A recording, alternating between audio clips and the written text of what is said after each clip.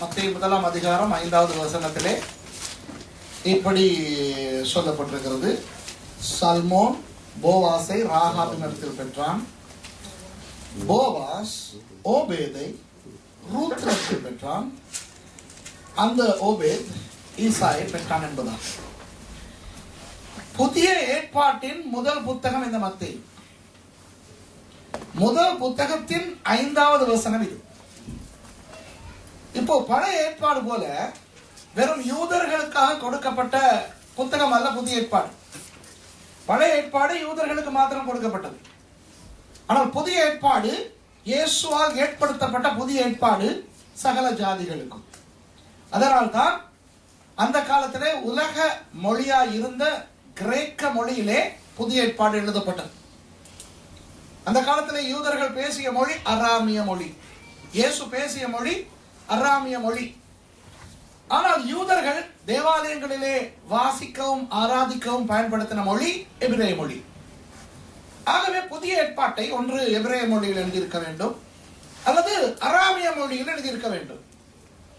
கிரேக்க மொழியில் எழுதின காரணம், தேவன் தன்னுடைய ஒரே பேரான குமாரனை விசுவாசிக்கிறவன் எவனோ அவன் கெட்டு போகாமல் நித்திய ஜீவனை அடையும் படிக்கு அவரை தந்தருளி இவ்வளவாய் இஸ்ரவேலர்கள் மேல் அன்பு கூர்ந்தார் அல்ல, யூதர்கள் மேல் அன்பு கூர்ந்தார் அல்ல, உலகத்தில் அன்பு கூர்ந்தார். ஆகவே புதிய ஏற்பாடு உலகத்தவர்கள் எல்லாருக்காகவும் கொடுக்கப்பட்டிருக்கிறது. ஆகவே தான் புதிய ஏற்பாட்டை கிரேக்க மொழிகளே எழுத வைத்தார் ஆண்டவர். அப்போ உலகத்தவன் எல்லாரும் வாசிக்க போகின்ற புதிய ஏற்பாட்டின் முதல் பக்கத்திலே முதல் சில வசனங்களிலே பெயர்கள் இருக்கின்றன. ஆரம்ப வசனம் பெருமைக்குரிய வசனம். ஏன்? ஆபிரகாமின் குமாரனாகிய தாவீதின் குமாரனாகிய இயேசு கிறிஸ்துவின் வம்ச வரலாறு. இஸ்ரவேலர்களுடைய ஆதி தகப்பன் ஆபிரகாம், அவருடைய பெயர் வந்து விட்டது. அவருடைய வம்சத்திலே வந்து அவருடைய ஒரு குமாரன் இஸ்ரவேலின் சிறந்த ராஜாவாகவும் உலகத்தவர்கள் எல்லாரும் சரித்திர ரீதியாக அறிந்தவருமான தாவீது, அவருடைய வம்சத்திலே வந்தாராம் இயேசு கிறிஸ்து. அவரை பற்றின ஒரு வம்சத்தை சொல்ல போகிறோமா? அது அழகான ஒரு வசனம். பெருமையோடு இஸ்ரவேல் ஜனங்கள் மற்றவர்களுக்கு தங்களுடைய புதிய ஏற்பாட்டை காண்பிக்கக்கூடிய ஒரு வசனம். அப்படித்தானே? 2வது வசனம் சொல்லுகிறது, ஆபிரகாம் ஈசாக்கை பெற்றான், ஈசாக்கு யாக்கோபை பெற்றான். ஆனால் 5வது வசனம் வரும் பொழுது சல்மோன் போவாசை ராகாபினிடத்தில் பெற்றான் என்று வருகிறது. போவாஸ் ஓபேதை ரூத்தினிடத்தில் பெற்றான் என்று வருகிறது. இப்ப என்னுடைய கேள்வி என்னவென்றால், 42 தலைமுறைகள் அந்த முதல் பக்கத்தில் இருக்கின்றன. ஆபிரகாம் முதல் தாவீது வரை 14, தாவீது முதல் பாபிலோனுக்கு சிறைப்பட்டு போகும் வரை 14, பாபிலோனுக்கு சிறைப்பட்ட காலத்திலிருந்து இயேசு வரை 14 தலைமுறைகள். இப்படி 42 வம்சங்களை பேசின இந்த புதிய ஏற்பாட்டிலே அந்த 42 முற்பிதாக்களின் மனைவிமாரையும் சொல்லி இருக்க வேண்டும். அதாவது 2வது வசனம் இப்படி சொல்லியிருக்க வேண்டும், ஆபிரகாம் ஈசாக்கை சாராளினிடத்தில் பெற்றான், ஈசாக்கு யாக்கோபை ரெபேக்காளிடத்தில் பெற்றான், இப்படி சொல்லி இருக்க வேண்டும். அப்படி சொல்லி 5வது வசனத்திலே சல்மோன் போவாசை ராகாபினிடத்தில் பெற்றான், போவாஸ் ஓபேதை ரூத்தினிடத்தில் பெற்றான் என்று சொல்லி இருக்க வேண்டும். அப்படி சொல்லவில்லை. அப்படியானால் அந்த 2வது வசனம் சொல்வது போல பெண்களை பற்றி பேச தேவையில்லை. ஆபிரகாம் ஈசாக்கை பெற்றான், ஈசாக்கு யாக்கோபை பெற்றான் என்று சொன்னது போல சல்மோன் போவாசை பெற்றான், போவாஸ் ஓபேதை பெற்றான் என்று சொல்லியிருக்க வேண்டும். சாராள் எவ்வளவு பெரிய ஒரு முக்கியமான அம்மா, எவ்வளவு ஒரு சாட்சி உள்ள ஒரு பெண். சாராளை பற்றி எபிரேயர் 11ஆம் அதிகாரத்தில் பார்க்கிறோம்.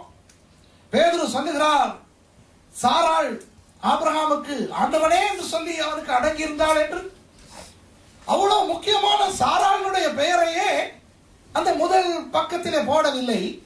ராகாவின் பெயர் போட்டிருக்கிறது, ரூத்தின் பெயர் போட்டிருக்கிறது. என்னுடைய பிரச்சனை என்னவென்றால், ஒன்று எல்லா பெண்களின் பெயரையும் போடு, இல்லையோ ஒரு பெண்ணின் பெயரையும் போடாது. யதார்த்தம் சரிதானே என்னுடைய வாதம்? அப்படியானால் முதல் பக்கத்திலேயே 5வது வசனத்திலேயே இப்படி ராகாப் ரூத் என்ற பெண்களின் பெயரை போட்டிருக்கிறது என்றால் அவர்கள் கொஞ்சம் குறிப்பிடத்தக்க விசேஷமான பெண்களாக இருக்க வேண்டும். இப்போ நாம் தமிழர்கள் தமிழ் பிள்ளைகளைத்தான் தங்கள் மகனுக்கு எடுப்பார்கள். தமிழ் மருமகனைத்தான் தங்கள் மகனுக்கு எடுப்பார்கள்.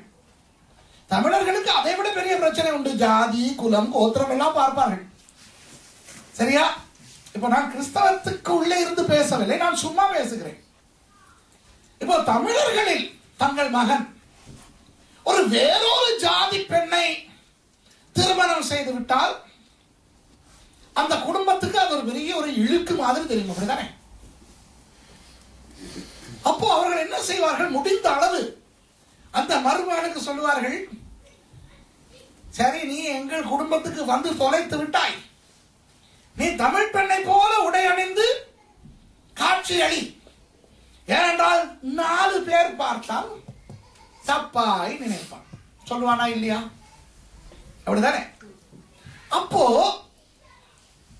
இது தமிழன் தன்னுடைய பிள்ளையினுடைய கணவனோ மனைவியோ ஒரு வேறொரு ஜாதியானா இருந்தாலும் அதை பெருமையாய் காட்டுவதென்றால் அந்த மருமகனோ மருமகளோ வெள்ளைக்காரியா இருக்க வேண்டும். சரியா நான் சொல்றது இல்லையா? இப்ப நீங்க நோவேல வந்து ரொம்ப காலம் ஆயிடுச்சு, உங்களுக்கு ஸ்ரீலங்காவில் நடக்கிறது புரியுதில்லை. நான் தமிழர்கள் மத்தியிலும் சிங்களவர்கள் மத்தியிலும் ஊழியம் செய்கிறேன். ஒரு சிங்கள குடும்பத்துக்குள் ஒரு தமிழ் பெண் திருமணம் செய்து போய்விட்டால் எப்படியாவது அந்த பெண்ணை சிங்கள பெண்ணை போல காண்பிக்கத்தான் முயற்சிப்பார். அதே போல ஒரு சிங்கள பெண் தமிழ் குடும்பத்துக்குள்ளே வந்துவிட்டால் அந்த பெண்ணை ஒரு தமிழ் பிள்ளையை போலத்தான் காட்ட பார்ப்பார். என்னத்துக்கு தூர போவான்? என்னுடைய சொந்த அண்ணன் திருமணம் செய்ததே ஒரு சிங்கள பெண். என்னுடைய அம்மா என்ன செய்தார் தெரியுமா? அவருடைய மருமகளுக்கு பொட்டு வைத்து, சரியா, ஒரு தமிழ் பெண்ணை போல சாரி உடுத்தி, அந்த உசரி எல்லாம் இல்லாம தமிழ் பெண்ணை போல சாரி உடுத்தி வர வைப்பார். சொல்லுவார், அந்த காலத்திலே இந்த சொந்தக்காரர்கள் யாராவது வந்தால், தாயே தேநீரை கொண்டு வந்து கொடுத்து விட்டு போய்விடு, வாயை திறந்து பேசி விடாதே, ஏனென்றால் அவர்களுக்கு நீ சிங்கள பெண் என்று தெரியக்கூடாது. அப்போ இப்படி நிறைய விஷயங்களை நான் பார்த்திருக்கிறேன். ஆனால் இப்போ இலங்கையிலே ஒரு புதிய கலாச்சாரம் என்னவென்றால், அநேகர் வெளிநாடுகளிலே போய் படிக்கிறார்கள் அல்லவா? வெளிநாடுகளிலே போய் வெள்ளைக்காரர்களோ திருமணம் செய்வார்கள்.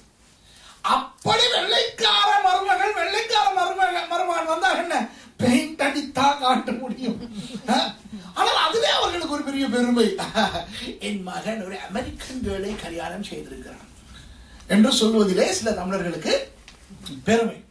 சரி, நான் என்ன சொல்ல வருகிறேன் என்றால், இந்த குறிப்பிட்ட சில பெண்களை இந்த மத்தேயு 1ஆம் அதிகாரத்திலே சொல்லுகிறாரே மத்தேயு, அப்படியானால் சாராளை விட, ரெபேக்காளை விட இந்த ராகாப், ரூத் போன்றவர்கள் கொஞ்சம் முக்கியமானவர்களாக இருக்க வேண்டும், அப்படித்தானே? ஆனால் பார்த்தால் கதையே வித்தியாசம். ராகாப் எப்படிப்பட்டவள்? அவள் ஒரு வேசி என்று வேதம் சொல்லுகிறது. ரூத் எப்படிப்பட்டவள்? அவள் ஒரு சபிக்கப்பட்ட மோவாபிய பெண் என்று தெரிகிறது. சரியா? சரி என்றால் முறைப்படி சாராளின் பெயரை, ரெபேக்காளின் பெயரை சொல்லியிருந்தாலும் பரவாயில்லை, சொன்னால் நல்லது. சரி, சொல்லவில்லை, பரவாயில்லை. நிச்சயமாக கண்டிப்பாக ராகாபின் பெயரை இதற்குள்ளே போட்டிருக்கவே கூடாது. ரூத்தின் பெயரையும் போட்டிருக்க கூடாது. ஏனென்றால் ஒருத்தி விபச்சாரி, இன்னொருத்தி சபிக்கப்பட்ட மோவாபிய பெண். ஆனால் ஆண்டவர், ஆவியானவர் மத்தேயுவுக்கு அருளித்தான் இதை எழுதுகிறார். மத்தேயு அவர் ஆபிரகாமின் மனைவியின் பெயரை சொல்லவில்லை, ஈசாக்கின் மனைவியின் பெயரை சொல்லவில்லை, ஆனால் சல்மோனின் மனைவியின் பெயரை ராகாப் என்று பிரசித்தமாக 5ஆம் வசனத்திலே சொல்லுகிறார். போவாசின் மனைவியின் பெயரை ரூத் என்று பிரசித்தமாக சொல்லுகிறார். உங்களுக்கு புரிகிறதா நான் என்ன சொல்லுகிறேன் என்று? உங்களுக்கு புரியுதா? இல்ல ஒரு குழப்பம் இருக்கிறது புரியுதா இல்லையா? ஆமாவா இல்லையா? ஏன் இப்படி இருக்கிறீங்க நீங்க? உண்மைதானே? இதை யோசித்து பார்க்கும் போது இவர்களுடைய கதை நமக்கு தெரிகிறது. யோசுவா 2ஆவது அதிகாரத்துக்கு நீங்கள் போனால், இப்போ நான் வாசிக்கிறேன், இந்த பகுதியை நான் வாசிக்கிறேன். யோசுவா 2வது அதிகாரத்துக்கு போனால் ராகாபினுடைய கதை நமக்கு தெரியும். சரி, எல்லாருக்கும் தெரியும், இருந்தாலும் நான் வாசிக்கிறேன். நூனின் குமாரனாகிய யோசுவா சித்தீமிலிருந்து வேவுகாரராகிய 2 மனுஷரை ரகசியமாய் வேவு பார்க்கும்படி அனுப்பி, நீங்கள் போய் தேசத்தையும் எரிகோவையும் பார்த்து வாருங்கள் என்றார். அவர்கள் போய் ராகாப் என்னும் பெயர் கொண்ட வேசியின் வீட்டுக்குள் பிரவேசித்து அங்கே தங்கினார்கள். இந்த 2 பேரை யோசுவா அனுப்புகிறார், நாட்டை வேவு பார்த்து விட்டு வா என்று. இன்னும் யோர்தான் நதியை கடக்கவில்லை. கடந்தவுடன் இவர்களுக்கு அகப்படுகிற முதலாவது தேசம் எரிகோ. அந்த எரிகோவை இவர்கள் யுத்தம் செய்து பிடிக்க வேண்டும். என்னத்தான் ஆண்டவர் வாக்கு கொடுத்திருந்தாலும் கானான் தேசத்தை உங்களுக்கு தருகிறேன் என்று கர்த்தர் சொல்லியிருக்கிறார். நீங்கள் போய் யுத்தம் செய்துதான் பிடிக்க வேண்டும் என்று. எனவே அவர்கள் வேவுகாரர்களை அனுப்புகிறார்கள். மோசையும் ஒரு தடவை வேவுகாரர்களை அனுப்பினார். அதிலே யோசுவாவும் காலேபும் இருந்தார்கள். போய் யோசுவா அனுப்புகிறார். இப்போ இந்த 2 வேவுகாரர்களும் போகிறார்கள். போய் நாட்டை வேவு பார்க்கும் பொழுது கண்டவனும் கடியவனும் இவர்களை ஒரு மாதிரி பார்ப்பான். ஏனென்றால் வெளிநாட்டுக்காரர்கள் 2 பேர் என்னத்துக்கு வருகிறார்கள்? ஏற்கனவே அவர்களுக்கு தெரியும், இஸ்ரவேலர்கள் அந்த எகிப்திலிருந்து 40 வருஷங்களுக்கு முன்பு புறப்பட்டவர்கள் அநேக தேசங்களோடு யுத்தம் செய்து அநேக ராஜாக்களை முறியடித்து யோர்தானுக்கு அப்புறத்திலே இருக்கிறார்கள். அவர்களை சேர்ந்தவர்களோ என்று மாறு கண் கொண்டு பார்க்கின்ற ஒரு சூழ்நிலை இருந்தது. எப்படியோ கடைசியில் கண்டுபிடித்திருப்பார்கள், இந்த 2 பேரும் இஸ்ரவேல் பாளையத்தில் இருந்து வந்திருக்கிறார்கள் என்று. இப்போ இவர்களுக்கு இருட்டி போக முன்பு திரும்பி வருவதற்கு வசதி இல்லாமல் போய்விட்டது. ஏனென்றால் யோர்தான் நதியை கடந்து வர வேண்டும் அல்லவா? ஆகவே அன்று எங்காவது அவர்கள் தங்க வேண்டும். வெளியிலே தங்கினால் ஆபத்து, தேடுவார்கள். பாதுகாப்பான ஒரு இடத்தை இவர்கள் நாடினார்கள். இவர்களுக்கு கிடைத்த சூப்பர் பாதுகாப்பான இடம் ஒரு வேசியின் வீடு. ஏன் தெரியுமா? இவர்கள் போய் சாதாரணமான ஒரு விடுதியிலே தங்க முடியாது. விசாரணைக்கு மாட்டிக்கொள்வார்கள். இந்த ராஜா போர் சேவகர்களை அனுப்பினால் அவர்கள் வந்து இவர்களை கைது செய்வார்கள். யாருடைய வீட்டுக்கும் போய் தங்க முடியாது, யாரை இவர்களுக்கு தெரியாது. அப்படியே யாராவது இரக்கம் கொண்டு இவர்களை தங்க வைத்தாலும் அரச போர் வீரர்கள் வந்து விசாரித்து கைது செய்து கொண்டு போக முடியும்.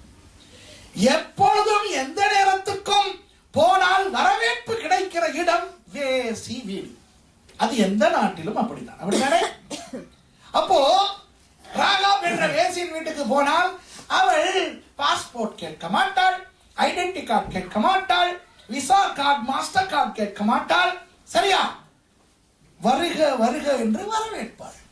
இந்த ராகாபை பற்றி நிறைய ஆராய்ந்தேன் நான். இந்த விஷயத்துக்காகவே நான் ஆராய்ந்து பார்த்தது உண்டு. யார் இந்த ராகாப்? அவளை பற்றின சரித்திரம் உண்டு. அவள் சாதாரண ஒரு விபச்சாரி மாத்திரமல்ல, விபச்சார வீட்டை நடத்தினவள்.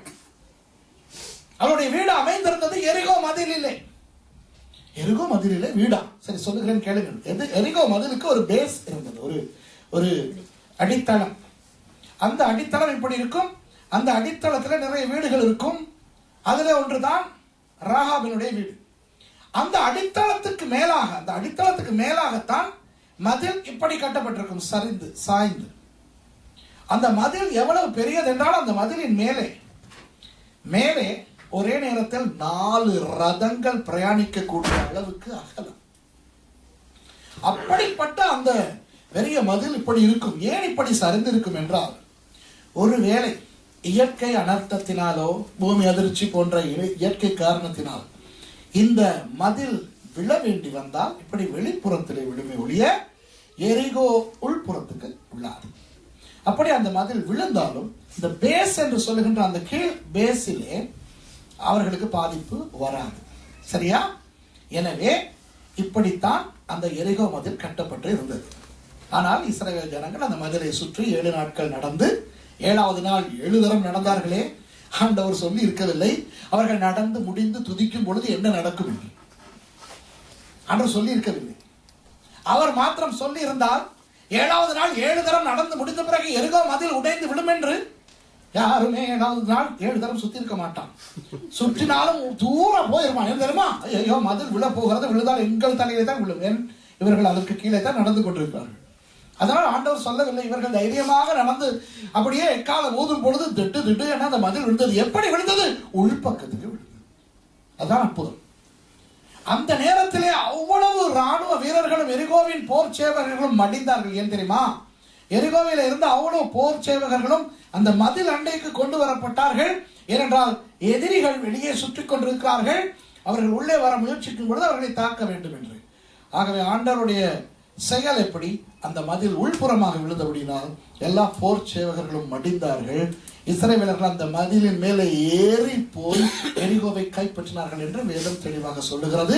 நான் அதை குறித்து பேச வராதபடினால் அந்த வசனங்களை நான் இப்பொழுது வாசிக்கவில்லை, நீங்களே வாசித்து பார்த்துக்கொள்ளுங்கள். சரியா? இப்போ ராகாவினுடைய கதைக்கு வருவோம். அந்த இடத்துல இவர்கள் வந்து விபச்சார விடுதியாகிய அந்த விடுதிக்குள்ளே வந்த பொழுது ராகாப் அவர்களை வரவேற்று அவர்கள் விபச்சாரம் செய்ய வந்தவர்கள் என்று நினைத்திருப்பார். சரியா? ஆனால் இந்த 2 பேரும் விபச்சாரம் செய்ய வந்தார்களா? அல்ல. அவர்கள் வந்தது அந்த இரவை அங்கே கழித்து விட்டு போவதற்கு. அப்போ முதல் தடவையாக ராகாபினுடைய சரித்திரத்தில் அவருடைய வீட்டுக்கு 2 ஆண்கள் வருகிறார்கள் இரவு நேரத்திலே. ஆனால் விபச்சாரம் செய்ய வரவில்லை, அவர்கள் தங்கிவிட்டு போக வருகிறார்கள். நிச்சயமாக ராகாப் கேட்டிருப்பார், நீங்கள் யார் என்று. அவர்கள் சொல்லியிருப்பார்கள், நீ தயவு செய்து சொல்லிவிடாதே, நாங்கள் இஸ்ரவேல் பாளையத்தில் இருந்து வருகிறோம் என்று. அந்த நேரத்திலே ராகாபுக்கு ஒரு இன்ப அதிர்ச்சியாக அது இருந்தது. ஏன் தெரியுமா? ராகாபுக்கு 10 வயதாய் இருக்கும் பொழுது அவள் கேள்விப்படுகிறாள், எகிப்து என்கின்ற தேசத்திலே இருந்து இஸ்ரவேலர்கள் என்று சொல்லுகின்ற ஒரு ஜனக்கூட்டம் வெளியே வருகிறார்களா? அவர்களுக்கு முன்பாக செங்கடல் 2ஆக பிளந்து வழிவிட்டதாம். அவர்களுக்கு வானத்திலே இருந்து அவர்களுடைய தெய்வம் ஏதோ மன்னா என்று எல்லாம் கொடுக்கிறாராம் என்று ஒரு 10 வயது சிறுமியாக இவள் இருக்கும் பொழுதே கேள்விப்படுகிறாள். எப்படி கேள்விப்படுகிறாள்? உலக சரித்திரத்தின்படி அவளுக்கு 10 வயதா இருக்கும் பொழுது எகிப்தை விட்டு இந்த இஸ்ரவேல் ஜனங்கள் புறப்படுகிறார்கள். ராகாப் பிறந்த அந்த குடும்பமே ஒரு விபச்சார குடும்பம் என்றபடினால் 4 பேர் வந்து போகிற இடம். அவர்கள் வந்து பேசுகிறார்கள். ராகாபை பற்றி உலக சரித்திரம் சொல்லுகிறது, அந்த காலத்திலே வாழ்ந்த பெண்களில் மகா பெரிய பேரழகியாம். எப்படி ஒரு காலத்திலே கிளியோபெட்ராவை குறித்து சொன்னார்களோ அது போல ராகாபினுடைய காலத்திலே ராகாப் ஒரு பயங்கர பேரழகி. ஆனால் அவள் ராணி அல்ல, அவள் ஒரு இரவு ராணி. ஆகவே அவள் 10 வயதா இருக்கும் பொழுது கேள்விப்படுகிறாள். இன்னும் ஒரு 5-6 வருஷங்களிலே அவளும் விபச்சார தொழிலுக்குள்ளே நுழைகிறாள். அவளும் அநேகரை வைத்து விபச்சாரம் செய்கிறாள். சரியா? ஆனால் அந்த பிஞ்சு 10 வயது உள்ளத்திலே இந்த இஸ்ரவேலர்கள் என்பவர்களை குறித்தும் அந்த இஸ்ரவேலின் தேவன் என்பவரை குறித்தும் ஒரு உணர்வு பதிகிறது. அந்த உணர்வு திடீரென ஒரு சில நாட்களாக மறுபடி உயிர் அடைகிறது. ஏன் தெரியுமா? எரிகோவிலே ஒரு பேச்சு அடிபடுகிறது. இஸ்ரவேலர்கள் நதிக்கு அப்புறத்துக்கு வந்திருக்கிறார்களாம். அவர்கள் யாரையெல்லாம் அடிக்கிறார்களோ அவர்களை எல்லாம் இவர்கள் ஜெயிக்கிறார்களாம். கொடூரமான பயங்கரமான ஜனங்கள் என்று. ஆகவே எரிகோவின் ராஜா முதல் சாதாரண குடிமகன் வரை எல்லாரும் பயப்படுகிறார்கள், ராகாப் உட்பட. ஒரு எரிகோவை சேர்ந்த பெண்ணாக ராகாவுக்கும் பயம். ஆனால் அந்த பயத்துக்குள்ள ஒரு இனம் புரியாத ஒரு ஏக்கம். இந்த ஜனங்களை பார்க்க வேண்டும், இவர்கள் எப்படிப்பட்டவர்கள் என்று பார்க்க வேண்டும் என்ற அந்த 40 வருஷங்களாக அவளுடைய உள்ளத்திலே முடங்கி கிடந்த அந்த ஒரு உணர்வு திடீரென அந்த 2 பேரை பார்த்தவுடன் வருகிறது. ஏன்? வாழ்க்கையில் முதல் தடவையாக அவள் 40 வருஷங்களாக கேள்விப்பட்ட அந்த இஸ்ரவேலர்களில் 2 பேர் தன் வீட்டுக்கு வந்திருக்கிறார்கள். புரியுதா உங்களுக்கு? அப்போ அவள் அவர்களை தங்க வைக்கிறாள். சரியா? 2வது வசனம் சொல்லுகிறது, தேசத்தை வேவு பார்க்கும்படி இஸ்ரவேல் புத்திரரின் சில மனுஷர் இந்த ராத்திரியில இங்கே வந்தார்கள் என்று எரிகோவின் ராஜாவுக்கு சொல்லப்பட்டது. அப்பொழுது எரிகோவின் ராஜா ராகாப் பண்டைக்கு ஆள் அனுப்பி, உன்னிடத்தில் வந்து உன் வீட்டுக்குள் பிரவேசித்த மனுஷரை வெளியே கொண்டு வா, அவர்கள் தேசத்தை எல்லாம் வேவு பார்க்கும்படி வந்தார்கள் என்று சொல்ல சொன்னான். ராஜா அனுப்பினான் வேவுகாரர்களை. அவர்களுக்கு கதை வந்து விட்டது. இப்படி இந்த 2 பேர் அங்கும் இங்கும் அலைந்து திரிந்தார்களாம். கடைசியிலே அவர்கள் காணப்பட்டது ராகாபின் வீட்டு வாசலிலாம். அப்புறம் உள்ளே போனவர்கள் வெளியே வரவில்லையா? உடனே ராஜா அனுப்புகிறான், போய் உள்ளே போய் அவர்களை கைது செய்யுங்கள் என்று. அப்பொழுது அந்த ஸ்திரீ அவ்விரண்டு மனுஷரையும் கொண்டு போய் அவர்களை ஒழித்து வைத்து, மெய்தான் என்னிடத்தில் மனுஷர் வந்திருந்தார்கள், ஆனாலும் அவர்களை விடத்தாரோ எனக்கு தெரியாது. வாசலை அடைக்கும் நேரத்தில் இருட்டு வேளையிலே அந்த மனுஷர் புறப்பட்டு போய்விட்டார்கள். அவர்கள் எங்கே போனார்களோ எனக்கு தெரியாது. அவர்களை சீக்கிரமாய் போய் தேடுங்கள், நீங்கள் அவர்களை பிடித்துக் கொள்ளலாம் என்றார். போர் சேவகர்கள் வருவதை பார்த்தவுடன் ராகாவுக்கு விஷயம் தெரிந்து விட்டது. உடனே அவள் இந்த 2 பேரையும் போய் ஒளிந்திருக்க சொல்லுகிறாள். ஏன் தெரியுமா? அவளுக்கே புரியாத ஒரு இனம் புரியாத ஒரு பற்று இந்த இஸ்ரவேலர்கள் மேல் வந்து விட்டது. புரியுதா உங்களுக்கு? மனோதத்துவ ரீதியிலே பார்த்தால் அந்த 10 வயதில் அவளுக்கு ஏற்பட்ட தாக்கம் இப்போ 50 வயதிலே அவள் இருக்கிறாள். 50 வயதிலே இவளுக்கு அது ஒரு பாதிப்பை உண்டு பண்ணி அவளுக்கு விருப்பம் இல்லை இவர்களை காட்டிக் கொடுக்க. அவளை சொல்லுகிறாள், நீங்கள் போய் ஒளிந்து கொள்ளுங்கள் என்று. உடனே போர் சேவகர்கள் வருகிறார்கள். வந்து, ராகாப், எங்கே அந்த உன்னிடத்திலே வந்தவர்கள்? ராகாப் கேட்டிருக்கோம், யார கேட்கிறீங்க? இங்கதான் 4 பேர் வந்து போற இடமாச்சு. யாரு? அந்த 2 வெளிநாட்டுக்காரர்கள். யாரெல்லாம் வருவான் இங்க? உங்களுக்கு தெரியும், இங்க வந்து யாரு வந்தான்னு கேக்குறீங்க? இங்க 4 பேர் வந்து போற இடம். வர்றவன் கிட்ட எல்லாம் ஐடென்டி கார்டா பார்க்க முடியும்? வந்தா வியாபாரத்தை பேசுறது, போவான், அப்புறம் போவான். இதெல்லாம் நாங்க பாக்குறோம். ராகாப் தன்னுடைய தொழிலை இஸ்ரவேலுக்கு சாதகமாக பயன்படுத்தி அவர்களை பாதுகாக்கிறாள். புரிகிறதா? அவளே ஒரு வேசி. ஆனால் அந்த வேசித்தனத்தை இஸ்ரவேல் ஜனங்களுக்கு ஆசீர்வாதமாக பயன்படுத்தி அவர்களை காப்பாற்றுகிறாள். இது வேறொரு வீட்டுக்கு போய் இந்த போர் சேவகர்கள் கேட்டு அந்த எரிகோவின் யாராயிருந்தாலும், ஒரு பெரிய ஒரு புள்ளியா இருந்தாலும் யாராயிருந்தாலும் வந்தார்கள், போய்விட்டார்கள் என்றால் போர் சேவகர்கள் சும்மா போக மாட்டார்கள், உள்ளே போய் தேடுவார்கள். ராகா வீட்டில் அவர்கள் தேடாததுக்கு காரணம், அவள் ஒரு விபச்சாரியை போல பேசினாள். ஏனென்றால் அவள் ஒரு விபச்சாரி. ஆகவே அவர்கள் கேட்கிறார்கள், எந்த பக்கம் போனார்கள்? அதை கூட நான் இங்க பாக்குறேன், இந்த இருட்டிருச்சு, இந்த பக்கமா தான் போனாங்க. போங்க, இப்ப கொஞ்சத்துக்கு முதல்ல தான் போறாங்க. உடனே போர் சேவகர்கள் ஓடி போனார்கள். புரிகிறதா உங்களுக்கு? தன் அசுத்தத்தை, தன் பாவத்தை, தன் அநியாயத்தை, தன் விபச்சாரத்தை அவள் அறியாமல், தெரியாமல், புரியாமல், உணராமல் இஸ்ரவேல் ஜனங்களை பாதுகாக்க, அந்த 2 பேருடைய உயிர் மாத்திரமல்ல, அந்த முழு இஸ்ரவேலர்களுக்கும் ஒரு ஆசீர்வாதமாக இவள் பயன்படுத்தி விட்டாள். அப்புறமாக நீங்கள் கதையை பார்த்தால் தெரியும். இப்படி சொல்லுகிறாள். 6வது வசனத்தில் அவள் சொல்லுகிறாள், அவள் அவர்களை வீட்டின் மேல் ஏற பண்ணி வீட்டின் மேல் பரப்பப்பட்ட சணல் தட்டைகளுக்குள்ளே மறைத்து வைத்திருந்தாள். அந்த மனுஷர் யோர்தானுக்கு போகிற வழியிலே துறைகள் மட்டும் அவர்களை தேட போனார்கள். அவர்களை தேடுகிறவர்கள் புறப்பட்ட உடனே வாசல் அடைக்கப்பட்டது. அந்த மனுஷர் படுத்துக்கொள்ளும் முன்னே அவள் வீட்டின் மேல் அவர்களுக்கு ஏறி போய், கர்த்தர் உங்களுக்கு தேசத்தை ஒப்பு கொடுத்தார் என்றும் உங்களை பற்றி எங்களுக்கு திகில் பிடித்திருக்கிறது என்றும் உங்களை குறித்து தேசத்தில் குடிகள் எல்லாரும் சோர்ந்து போனார்கள் என்றும் அறிவேன். பாருங்க 10வது வசனம். நீங்கள் எகிப்திலிருந்து புறப்பட்ட போது கர்த்தர் உங்களுக்கு முன்பாக சிவந்த சமுத்திரத்தின் தண்ணீரை வற்றி போக பண்ணினதையும், நீங்கள் யோர்தானுக்கு அப்புறத்தில் சங்காரம் பண்ணின ஏமாரிகளை 2 ராஜாக்களாகிய சீகோனுக்கும் ஓகுக்கும் செய்ததையும் கேள்விப்பட்டோம். இவள் சொல்லுகிறாள், எல்லாம் கேள்விப்பட்டோம். ஆகவே இந்த தமிழை நீங்கள் வாசித்து பார்த்தால் தெரியும். அவள் சொல்லுகிறாள், இப்போதும் 12வது வசனம், நான் உங்களுக்கு தயவு செய்தபடினால் நீங்களும் என் தகப்பன் குடும்பத்துக்கு தயவு செய்வோம் என்று கர்த்தர் பேரில் எனக்கு ஆணையிட்டு கொடுங்கள் என்று. சரியா? நீங்கள் வந்து எரிகோவை பிடிக்க போகிறீர்கள். உங்கள் தேவன் எப்படிப்பட்டவர் என்று எனக்கு தெரியும். அந்த நேரத்திலே என் குடும்பத்துக்கு கடாட்சம் அருளுங்கள் என்று. உடனே அந்த 2 பேருக்கும் ஞாபகம் வருகிறது. கிட்டத்தட்ட இதே போன்ற ஒன்று இஸ்ரவேலர்களுக்கு எகிப்திலே நடந்தது. என்ன? சங்காரத்தின் தூதன் 10வது வாதையாகிய தலைச்சன் பிள்ளைகளை கொலை செய்ய வருகின்ற பொழுது கர்த்தர் ஒன்றை சொன்னார். ஆட்டுக்குட்டியை அடித்து அந்த இரத்தத்தை வாசலிலே, அந்த நிலைகளிலே பூசுங்கள், அப்பொழுது அந்த வீடுகளுக்கு மரணம் வராது என்று.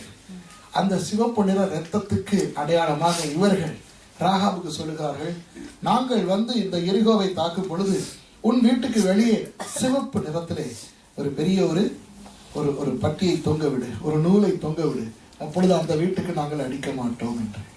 சரியா? இப்போ ராகாப் இதை செய்து விட்டார்.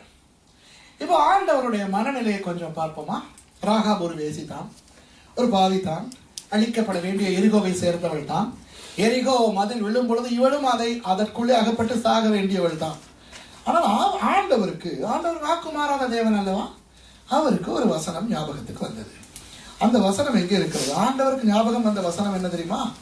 ஆதியாகமம் 12வது அதிகாரத்திலே 2வது வசனம் வாசிங்க.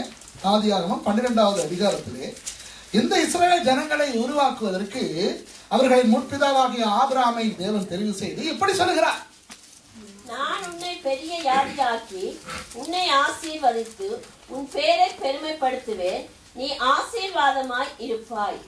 3வது வசனம், உன்னை ஆசீர்வதிக்கிறவர்களை ஆசீர்வதிப்பேன், உன்னை சபிக்கிறவனை சபிப்பேன். உன்னை ஆசீர்வதிக்கிறவர்களை ஆசீர்வதிப்பேன். உன்னை ஆசீர்வதிக்கிறவர்கள் நல்லவர்களாக இருந்தால் ஆசீர்வதிப்பேன் என்று சொல்லவில்லை. உன்னை ஆசீர்வதிக்கிறவர்களை ஆசீர்வதிப்பேன். இந்த இடத்திலே தெரிந்தோ தெரியாமலோ ஒரு வேசி இஸ்ரவேலை ஆசீர்வதித்து விட்டாள். ஆண்டவர் எப்படிப்பட்டவர் தெரியுமா? வாக்கு மாறாதவர். அவர் ராகாபை ஆசீர்வதிக்க விரும்புகிறார்.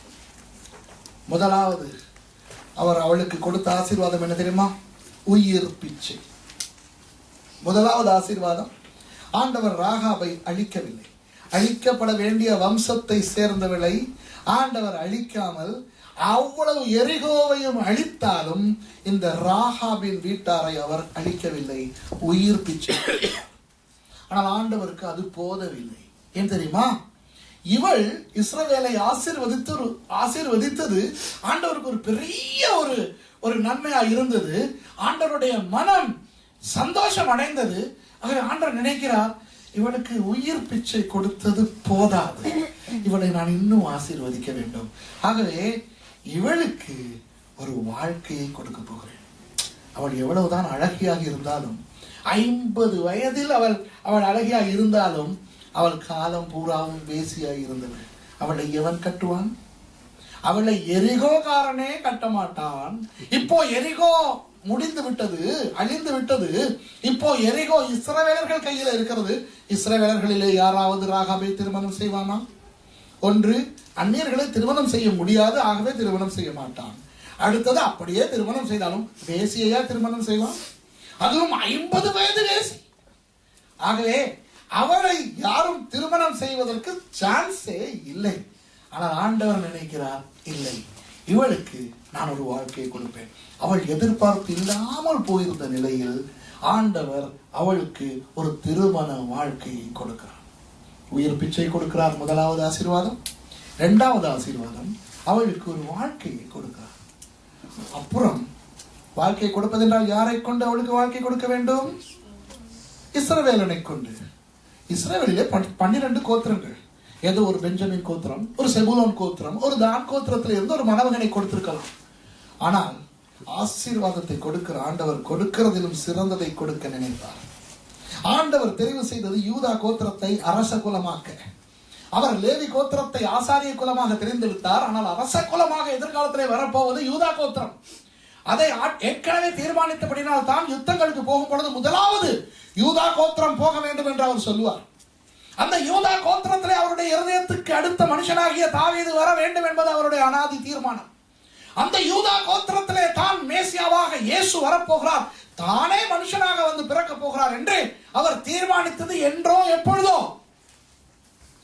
அந்த கோத்திரத்தில், அந்த மேசியாவினுடைய வம்சத்தில் ஒரு தாயாக இந்த வேசியாகிய ராகாபை நான் ஆசீர்வதிக்க வேண்டும் என்று ஆண்டவர் நினைத்தார். இதுதான் 3வதும் பெரிதுமான ஆசீர்வாதம். ஆகவே அந்த கோத்திரத்திலே சல்மோன் என்கின்ற ஒரு மனுஷனை ராகாபுக்கு கணவனாக ஆண்டவர் கொடுத்தார். அந்த சல்மோன் யார் தெரியுமா? எலிமெலேக்கினுடைய தம்பி. எலிமெலேக்கு யார் தெரியுமா? நகோமியினுடைய கணவன். சரியா? இவ்வளவு பெரிய ரகசியங்களை சொல்றேன்.